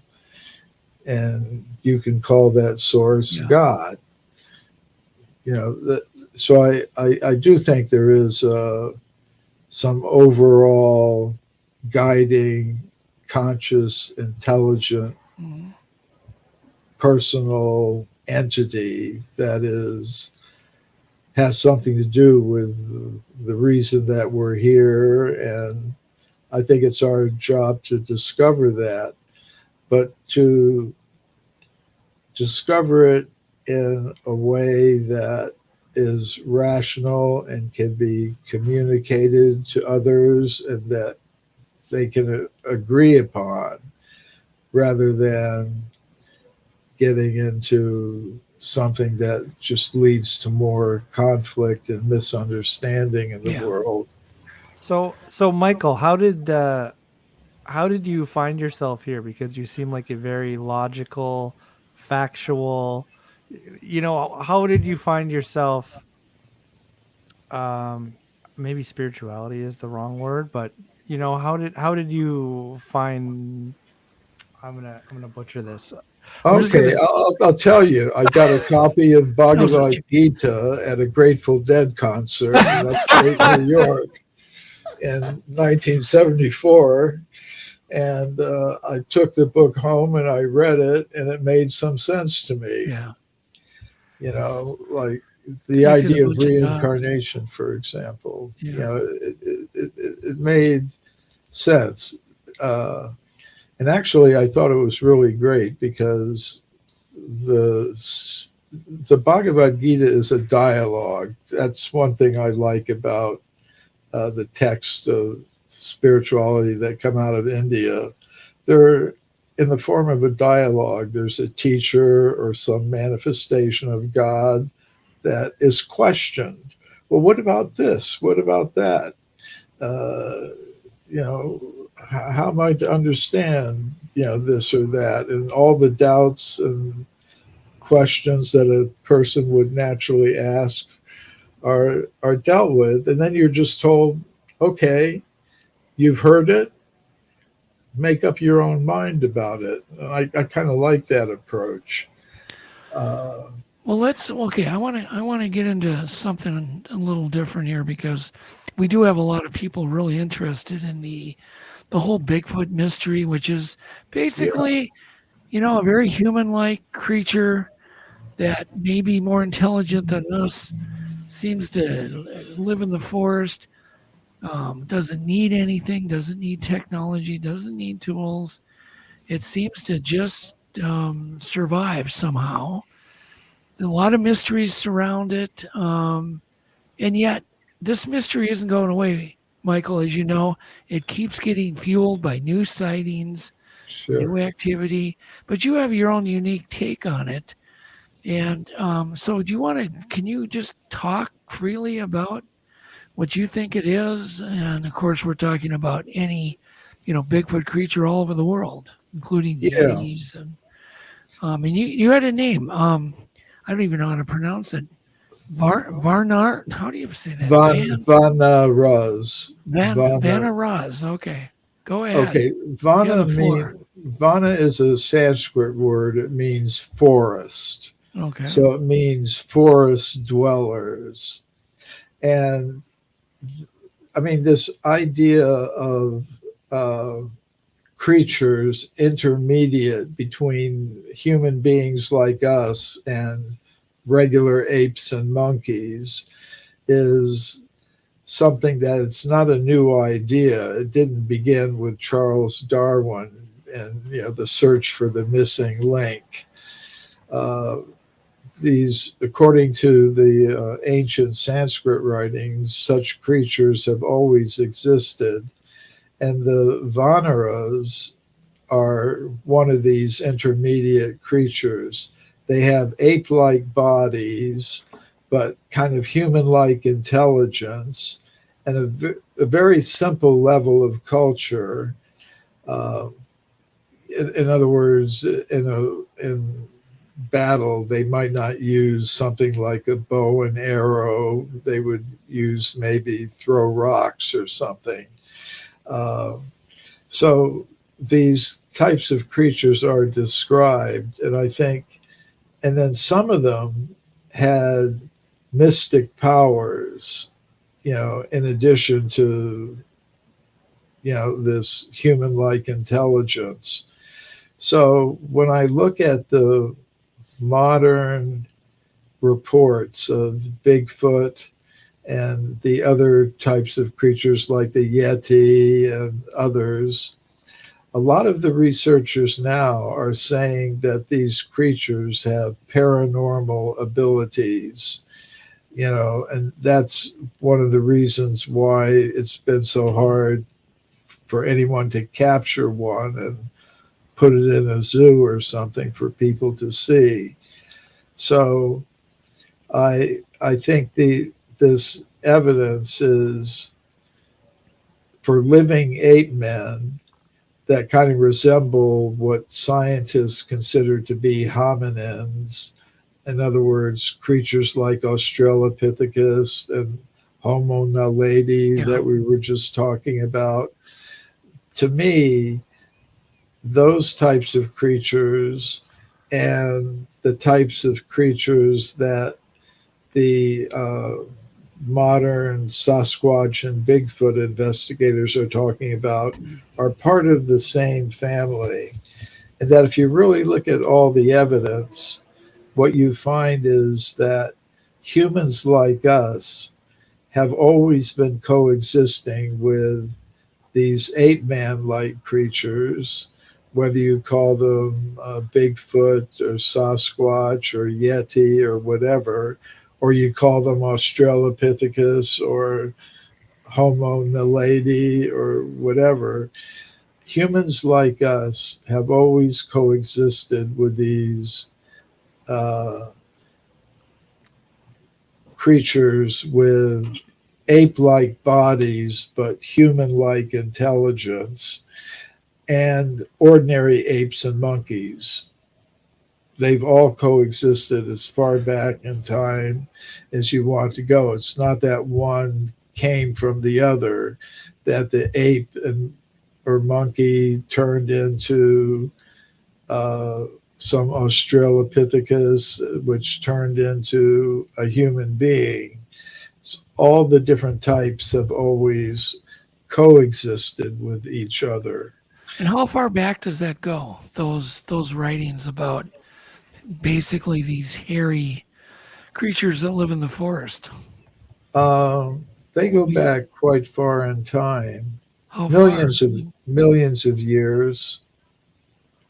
So but the writings aren't millions of years old, are they?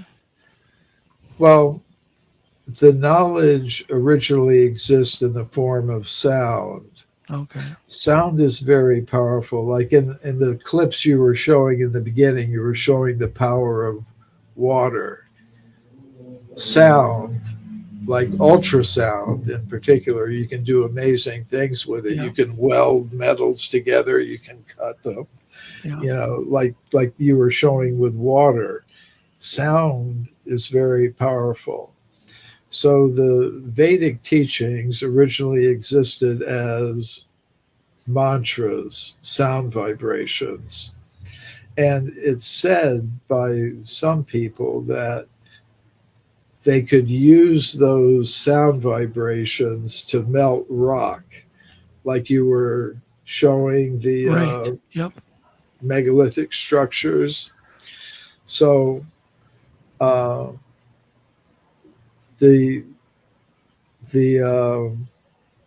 Vedic knowledge was originally in the form of sound vibration that was passed down from generation to generation. At a certain point, about 5,000 years ago, people no longer had memory to keep that sound in their minds. So it had to be written down. And that's why today the texts are in written form. But that's just because we can't retain in memory the sound. Interesting. Okay, so if you guys, I was going to say now, if you guys have questions, go ahead and restate them in caps, and we can have Michael address some of the good ones here. There's been some questions that have come up for you if you don't mind taking some questions, Michael. I don't mind. So go ahead and let them rip. So these early writings basically say we've been living with hairy, I don't know, I guess apes, forever, including, like even monkeys and those kinds of things have just been around forever. Okay. Yeah. It's really interesting. According to those writings, there are 8,400,000 different kinds of bodies. As I said, 400,000 of human kinds of bodies scattered. I mean, we have to keep in mind, we're not just talking about the Earth, we're talking about the whole universe. Yeah. Yep, I got you. It's like you have wide-ranging interests. So we're getting into a lot of different topics here. On some shows I go on, they have a narrower focus. Yeah, no, we're pretty broad. We're pretty broad. Is it possible some of these stone structures, these megaliths, are perhaps millions of years old? They've just been repurposed, changed a little bit, remodeled. Is it possible, like even the Great Pyramids, go farther back, way farther back, and they've just been repurposed by different civilizations? The answer is yes. And one source of information about that is the alignments of such structures. Generally, they tend to be oriented towards the cardinal directions. But there's one researcher, I forget his name right now. I think it might be a pseudonym, but he's analyzed hundreds of megalithic structures from all parts of the world and looked at their alignment. Like they should be pointing to the North Pole, but the Earth's North Pole has moved. The center of rotation has moved for over time, so that some of these structures are oriented in a way that deviates from the current north, but matches up with previous North Poles of where the North Pole would have been 400,000 years ago. Okay. Or so it's kind of interesting. I think you're actually right that some of the current structures are built on older foundations. Yeah, just been repurposed over and over and over. Yeah. Okay, well let's do some rapid fire questions, Michael. Quint asks, what's the oldest race on Earth in your opinion? Oldest human type. Well, the oldest, I would say, people want to interpret this in terms of racial differences. I'm looking at it from a different perspective, that there's a conscious self within each bodily vehicle. Right. And that vehicle, if it's human, doesn't matter what race it is. Well, he wasn't talking about skin color. He was talking about what brand of human. Yeah, he wasn't even. Okay. We're talking about. We have the modern people, or modern humans. He meant what other types of like human? Neanderthals and stuff like that. Well, in my picture of reality, it does involve extraterrestrial beings. Okay. And these are considered among the human species. So they're human, but they are, you could say, their Ascended? bodies are more subtle than ours, and they populate the earth. It's almost like in the Bible they say something, there were giants in the earth in those days, and they found the daughters of earth fair and produced offspring. So I think in the very beginning of the history of the earth, and there have been many beginnings because there are constant cycles going on where it's manifest, not manifest. In the beginning, it's beings of a higher level of intelligence who populate the earth with the different human and animal and plant forms that are present on it to serve as vehicles for conscious selves. So in the beginning, what you find is there was a creature of the name Brahma, and from him came the first sexually reproducing pair of human-like beings. And then they produced offspring, and we're descendants of those higher beings. Like if you traced your ancestry back through your father, your grandfather, great-grandfather, mother, grandmother, you traced your ancestry back, as sometimes they do in different television shows, they trace people's ancestry. You would eventually come to one of these higher beings, if you go back far enough. Okay. All right. Well, that's a good enough answer. I like that. Let's leave it there. So Deborah Irvin asks, what is the likelihood of structures under Earth's surface, such as Antarctica, under the ice and so on? Is there, do you think there's archaeological finds that are waiting there to be found? Buried civilizations, do you think she's saying?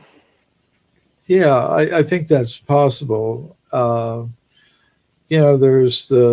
are maps that show Antarctica before it was covered by ice. There are ancient maps that show what the coastline of Antarctica looks like under the ice. So to me, that indicates there was some civilization around at a time when Antarctica wasn't covered by ice, and there could be remains of that civilization there. I know there are reports of people who've said they've already found such things, but I don't think there's any broad agreement that any particular case that's been mentioned like that is generally accepted, even in the alternative community of researchers. But yeah, I would be prepared to find evidence for civilization or a human presence in Antarctica. I mean, beyond, the few scientists and explorers that are down there now. Well, that would provide probably more proof of a very, very early human type creature is under there, because I would imagine that ice has been there a long time. Do you have an idea how long that ice has been there, Michael? Well, at least 50,000 years. Oh, okay. That's not that long. I thought the ice was older than 50,000 years. Or I'd have to. You're probably right about that. I haven't looked at it recently, So I'll defer to you on that question. Yeah, I don't know. That's something really cool to look up. If somebody in chat wants to look up what is the estimated age of the miles and miles of deep ice in Antarctica? Would be cool to know. At least some But scientific. they've definitely done research under the ice showing that it was a tropical area at one time. The fossils kind of show that. I mean, the Earth has gone through some amazing changes. Do you believe that the poles have shifted over time, Michael? Well, it depends. We're talking about the magnetic pole or the geographical ones.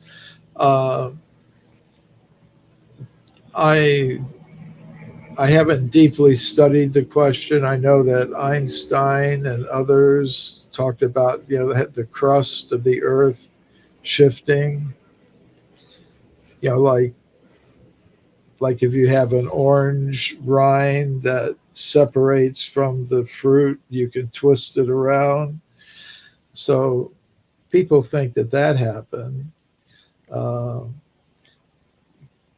And as far as the magnetic pole goes, they're always talking about that shifting. That could happen. So Robert says the ice cores at the poles are several hundred to millions of years old, going back through multiple glacial episodes. So okay. Yeah, so that's very interesting. Okay. What about humans and dinosaurs? Well, a dinosaur. What's a dinosaur? It's a kind of big, let's talk dangerous- about, something we all kind of think about, Tyrannosaurus Rex and It's a humans. tyrannosaur- Do you think they cohabitated?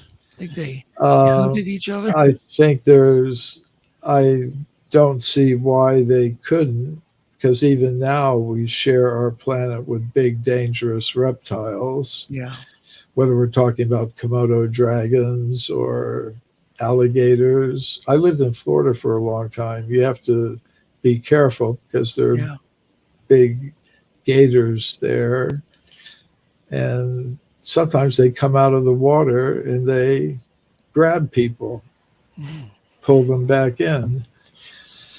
I mean, in Australia, they have seagoing crocodiles that are 30 or 40 feet long. They'll mess with you. So there's a place in Texas where some biblical researchers have found footprints of Those are the human Laetoli beings. No, this is in Texas. Oh, I was thinking of Africa. Sorry. Yeah, this is the Texas side. Right, and they're very controversial. I know which one.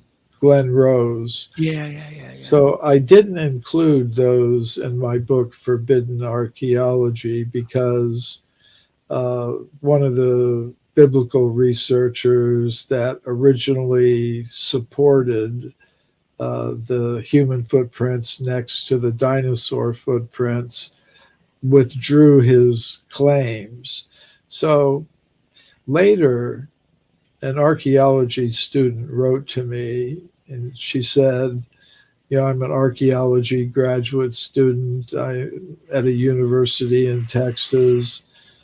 Is there anything I could do to help you with your research? And I said, well, why don't you go up to that Paluxy River site, at Glen Rose, Texas, and have a look and let me know what you think.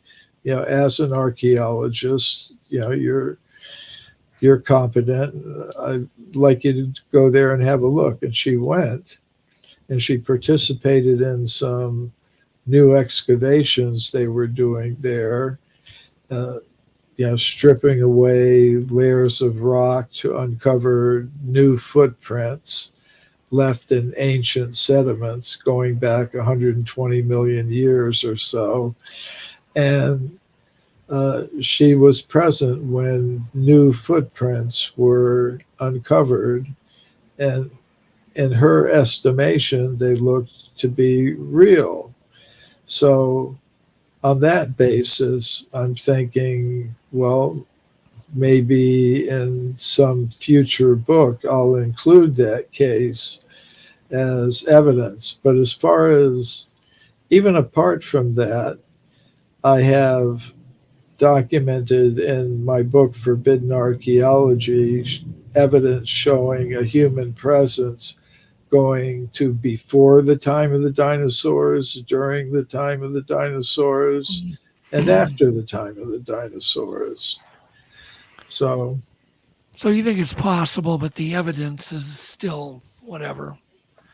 A little weak. Well, all evidence is, in one sense, whatever. If scientists are, if scientists are honest, they'll admit, and they do admit, that what we're getting from them is what they consider to be the best available evidence, which means there's some evidence that they don't consider to be the best. And it's being evaluated by what they consider to be the experts in their field. Yeah. And they're giving it according to what they regard as their best theory, but it could all change on the basis of new evidence, new theories that come up, and new experts who come up. So you're just getting the consensus among the group that dominates the field at some particular time, using what they consider to be good evidence, that fits with some theory that they consider to be the best theory at that time. Yeah, I gotcha. So what ancient stone structure do you think is the oldest based on evidence? Is there one that you have a favorite? It's difficult to say because, as you said, things get repurposed and right. Okay. So that's a good answer right there. It's just difficult to say.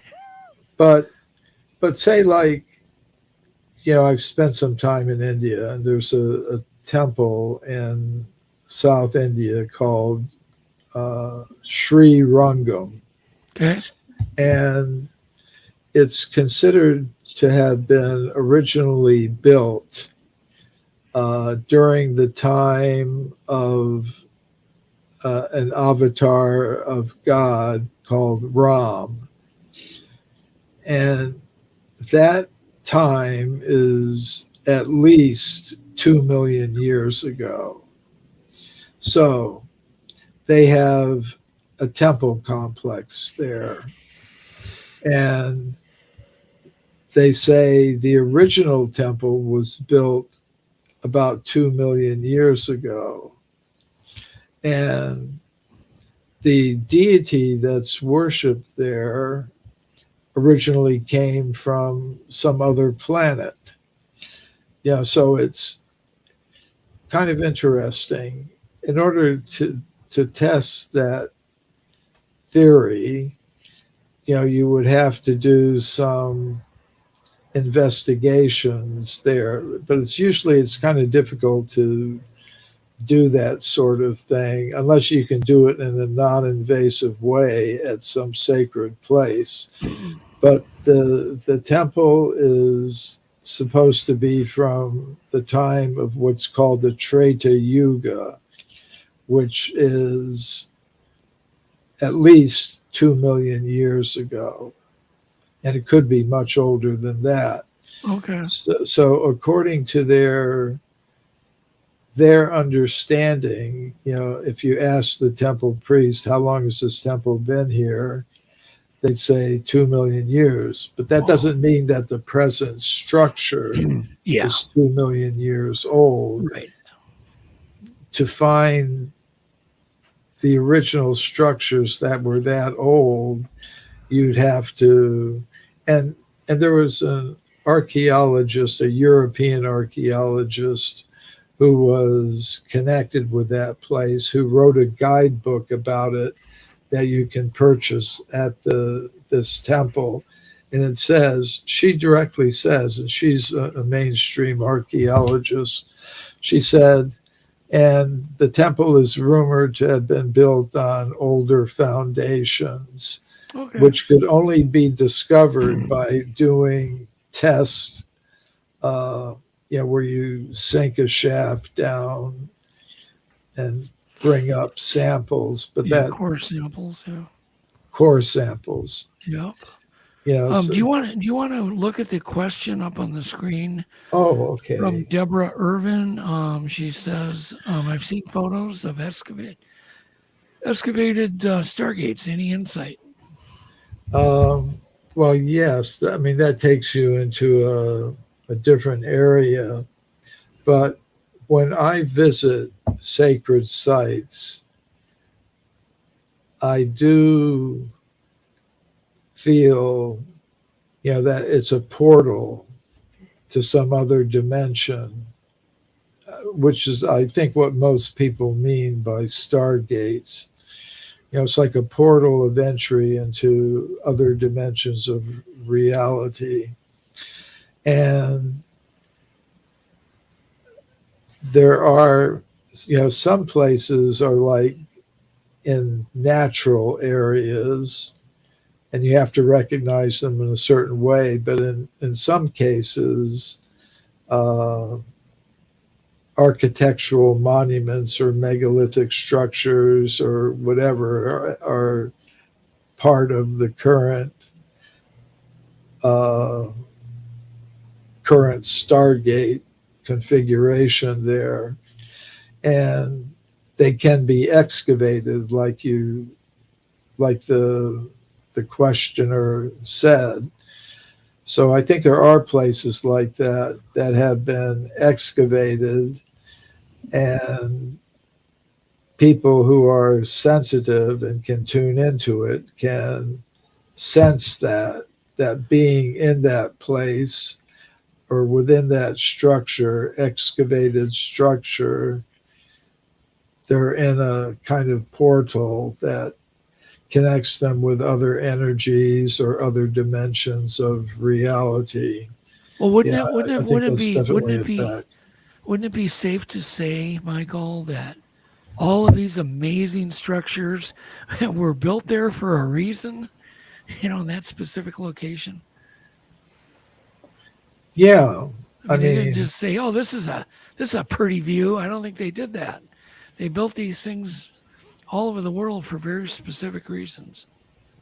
Yeah, and I think it has to do with the elevation of consciousness. There's something about these places where somebody can experience things that they might not be able to experience elsewhere. Yeah.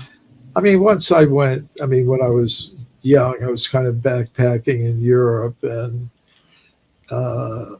as winter comes on in Europe, Northern Europe, people would go south. And somebody once told me, well, I'm not of Jewish heritage. I'm a Roman Catholic, my heritage.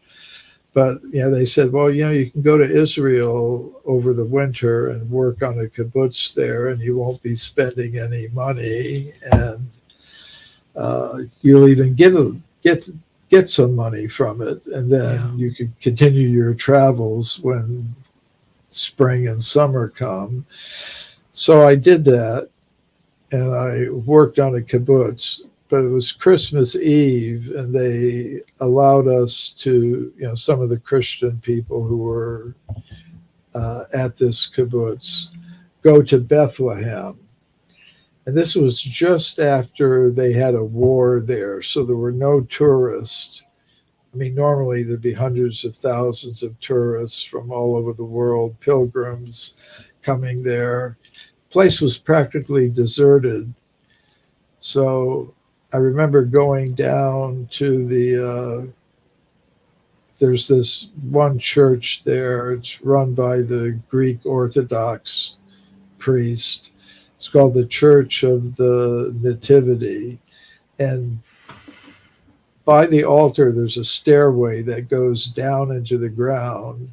And there's a cave there they say is the place where Christ was born. And when I went there, I really did feel, it was like a portal to another dimension. There was some power to the place. So, yeah, I think there are places that can be excavated that are portals. Does it talk about ley lines in the ancient India writings and things that you've read? Is that something that's more of a modern term? I think it's more of a modern term that came out from England, basically. I think is where a lot of the original research on ley lines was done. There may be something, I'd have to think about it very carefully if there's any parallel conception in the Vedic cosmology that would relate to that. Maybe there is. Well, see, that's a good damn question then. Yeah. Well, see, this is one reason I like coming on shows like this, is that I learn things. I learn things from the questions and the comments by the guests. Yeah. I learn things from the host. It's that's cool. Learning experience for me, and I've picked up some very interesting things. Answers to questions or subjects to look into further. Well, it just shows you're an extremely curious person. You're open-minded and you're curious. So that's cool. Yeah. I think it's the only way to be. It's kind of like a community effort. You've got some people that are doing research and trying to express it in writing or by speaking. And then you've got people who are providing platforms for communicating and educating people. It's a different skill set. Well, I've got a question for you. I want to get in. Do you think that it's possible that the Earth is way older than they're saying, like trillion years old, or God knows, or do you think that they're just completely dead accurate in their estimates of the age of the Earth and the moon and some of these things?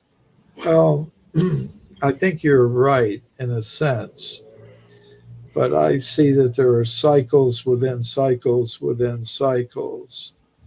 Now, as far as the universe is concerned, according to the Vedic cosmology, and this will relate to the history of the Earth as well, it's said there's this manifestation of God called Mahavishnu. And Mahavishnu is lying on the causal ocean, and he's sleeping and dreaming. And when he breathes out, millions of universes expand from him. And when he breathes in, millions of universes contract into him. And our Earth would be in one of those universes. So it lasts for as long as his breath lasts. And that is 311 trillion, 40 billion years of our solar years. That's old. So like you said, you said trillions of years. Yeah. But within that breath cycle, there are also other cycles within cycles within cycles. Yeah. So I would say the Earth is like a hard drive that gets erased every 4.32 billion years. And then so it just gets, so the Earth is still there, the structure, but it gets basically resurfaced. Yeah. Like it gets reformatted and programmed. again and again and again, but it's like the Earth itself would last trillions of years. Okay. What about Atlantis? Well, Atlantis depends upon what we mean by Atlantis. Some people mean specifically the island and beyond the Pillars of Hercules that was described by Plato in one of his books. Others have described it in terms of an ancient, advanced, technologically and morally advanced civilization that existed. And it was covered over by the ocean and invaded or something, and the population spread all over the world. And the civilizations that we know from ancient history were made by refugees from Atlantis. And I would say that basic principle is something I accept. Now, different researchers will put Atlantis in an island in the Mediterranean or the Altiplano in Bolivia or in Indonesia. Or, you know, they've got different ideas, but just the general idea that there was previously on this earth a more advanced civilization that was its homeland was destroyed or went under the water is, yeah, that general principle is something I accept. And once I went to an Atlantis conference, and there was a researcher there who kind of asked us to do a meditation. Maybe we were even hypnotized or something. And in this exercise, we were asked to just imagine something, you know, meditate on something related to Atlantis. So I went along with this lady who was leading this workshop, and I had this vision of myself as a teenager with other teenagers being loaded onto a boat because some disaster was coming and we were being sent somewhere, you know, to protect us. I had this vision like that during this exercise. In other words, like I was with some other kids from Atlantis and we were being shipped off somewhere, you know, to be safe, you know, to preserve us from whatever it was that was going to happen. So I don't know if that's actually something that did happen or not, but I definitely had the vision. So that's interesting. So, well, obviously we don't know that much about Atlanta, but hopefully someday we will. Atlanta is where you have to change planes. Yeah. What about let's see here. I think it was Deborah or Lori. Oh, Lori Barnes says, what about the flat earth theory? Where do you stand on that? I stand on the flat earth. Oh, you see you're a flat earther? Well, in this sense, okay, that the Vedic cosmology describes a vision of the, not what they call the earth, but the earth planetary system as a series of ring islands and oceans that is like a disc, flat. And that's one vision of the earth. And then they give in the astronomical text a vision of the earth as a globe. So even in terms of the Vedic cosmology, there have been different attempts to combine or explain one in terms of the other, because we don't see a lot of the features of the flat Earth. It's called Bhumandala. And there's a lot of features of what we can observe that are consistent with the Earth being a globe as well. So, well, how do you balance those two themes? And yes, I know I said Atlanta. I meant Atlantis. You guys are all teasing me. So how do you justify the two things?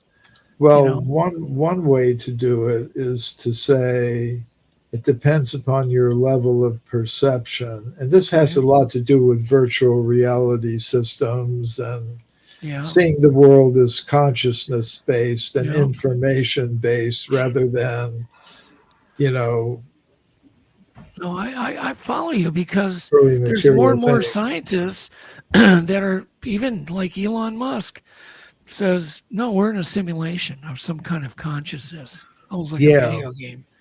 Things don't exist until we need them to exist.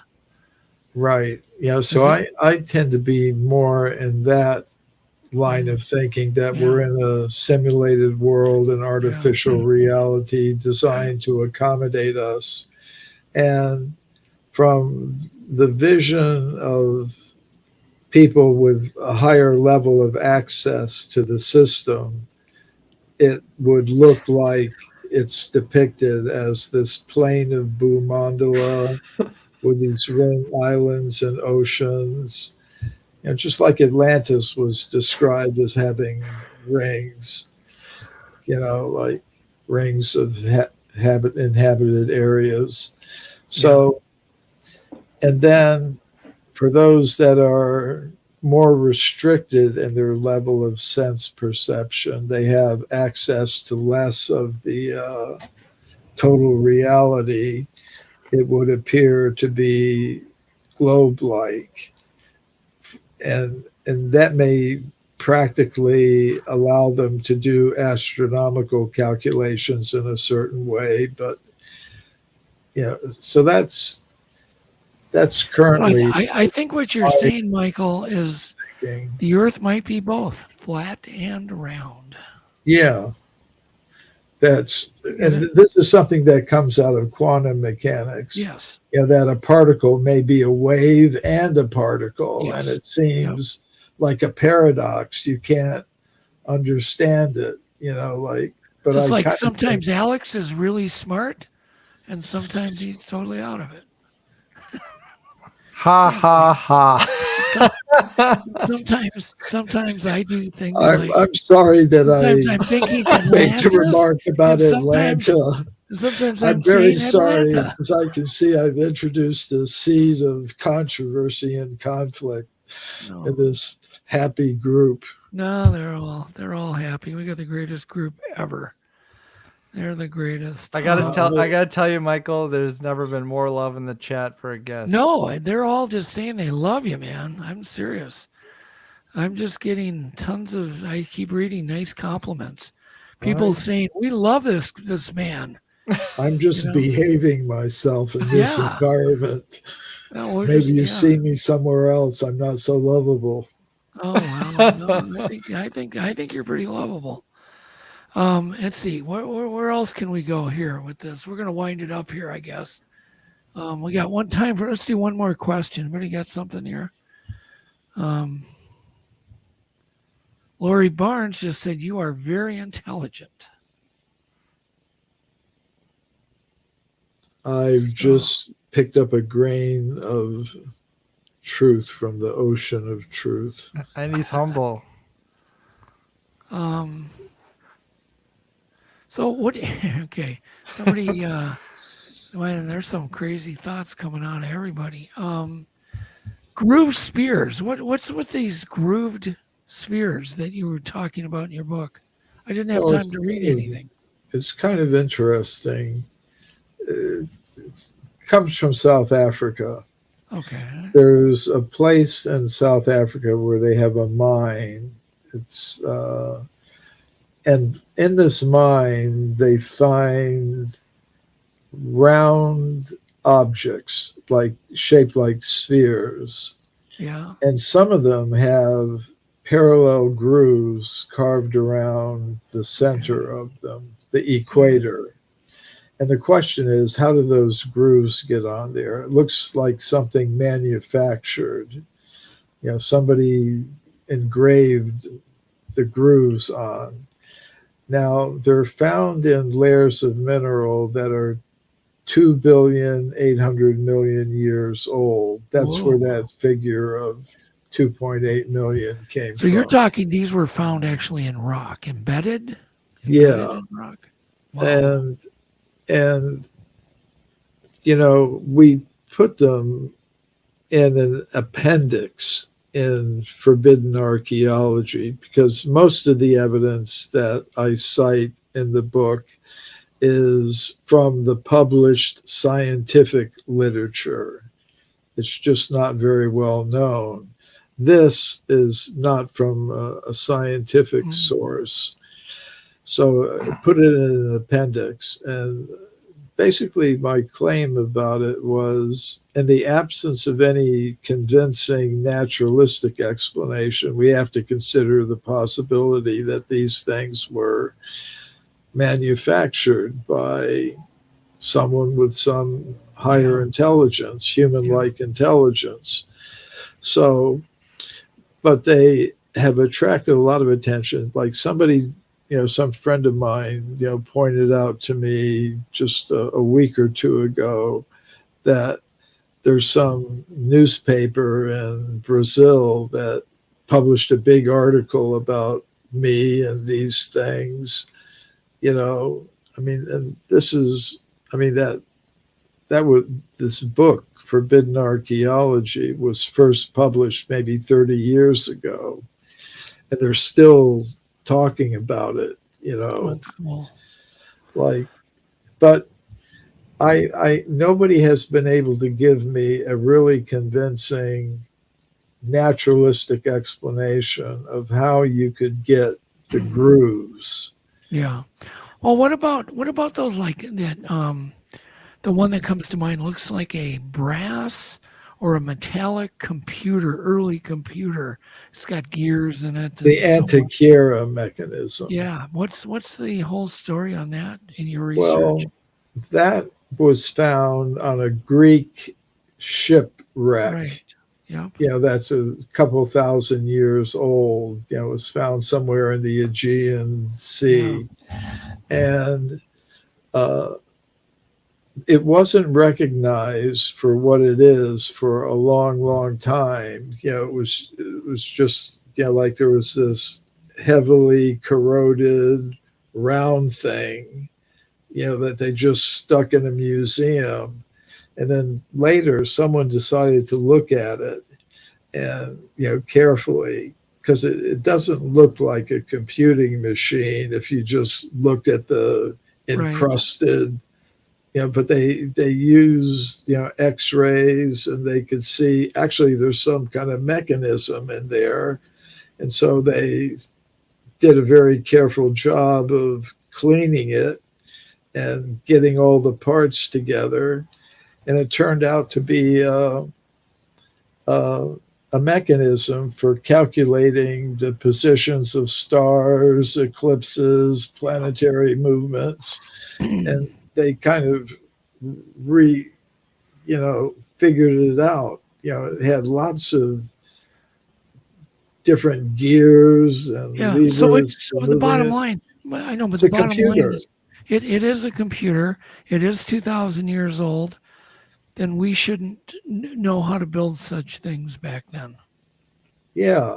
It was quite astonishing, that they had both the technology and the knowledge, astronomical knowledge to do that. There's a lot of interesting things about ancient astronomy that show advanced knowledge at times that it really shouldn't have been there. Things that were only discovered by modern science within the past 300 or 400 years. That's crazy. Is there any way you would be willing to either get us your email address so we can send it to a few specific people that are requesting it, or did you want to give it out publicly? People want to get a hold of you. Well, I think you have my email address. What they could do is they can write to my website. Perfect. Leave mail on mcremo.com and it'll get to me. Let me bring that up. Yeah. I think it's mail at mcremo.com. Yeah, I'll put So that hopefully, Grasshopper, that answers your. Yeah. Let's go to his website and hit contact and get a hold of Michael, and I guarantee he will get back to you. Yeah. Have you ever been on the Ancient Alien show? Well, I was on the pilot of the Ancient Alien show. Okay. And I was in several of the first few years. Okay, so you did for some reason they stopped inviting me, because but that's where I recognize you from, Ancient Aliens. Yeah, TV show. I was on Ancient. I was in several of the early episodes. Gotcha. Okay. Well, anyhow, so there it is. All this stuff is there. And we really thank you, Michael, for coming on.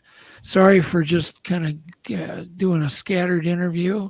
No, it was really great. I really enjoyed my time here. Oh, good. Thank you so much, Alex, for finding Michael and bringing him to our audience. And we do thank everybody in chat and thank all of our new members and all the people that donated money in Super Chat. And we would like to have you on again, Michael. Oh, yeah. Set it up with Lori, I think, who you've been in contact with, Alex. Yeah, that'd be great. And then you were awesome. We really appreciate it. And I see you're all awesome. I see we just had God, I've never seen so many comments flying. It's kind of hard to keep up. And all of Michael's books are in the show notes, the description. So please, guys, check them out. Yeah. Very cool. Yeah, and there's also a schedule link on the website that'll give upcoming talks, I think, and maybe in upcoming conferences that I'll be speaking at. I was going to mention I watched a number of your talks. You are really good on stage. Like, you are amazing. Oh, maybe you saw the lecture I gave at Google headquarters. No, I've seen quite a few of them. I looked at quite a number of them, and you're just really good. Like, you really put on a nice stage show. I probably slowed down a little bit since some of those videos were made. But yeah, that's an upcoming one, the Stairway to the Stars in Las Vegas. Yeah, that's. So I want you guys to think about having a drink with Michael in Las Vegas. Think of all the things you could talk about over a gin and tonic. Well, it would be a non-alcoholic beer to me. Well, whatever. Over a Pepsi. An orange Julius. You can drink whatever you like, but I'll be having a non-alcoholic beer. Yeah, there you go. Anyhow, thank you so much, and go ahead and take us out of here. Thanks, Alex. Thanks, care, Michael. Good Thanks, night. everybody. Good night. I call you up in the middle of the night. Been bothered by dreams, ain't feeling alright. You give me comfort, say just give it some time. By the end of our talk, I'm feeling just fine. You and I will always know where we belong. This ain't no ordinary love we got going on. I'll pick you up in my 59 Ford. We head on down the road until we get bored. Just you and me and the sun and the wind. If the rain should start falling, we'll head on home again. Everybody else can see where we belong. Oh, ain't no ordinary love we got going on. At the end of the world, together forever is one, and I'll wait. If ever you should be in doubt, and I'll pray they never can pull us apart, and I'll wait for the time when we'll be together every day. But I know if ever we'll be led astray, that I'll find my way back home to you again.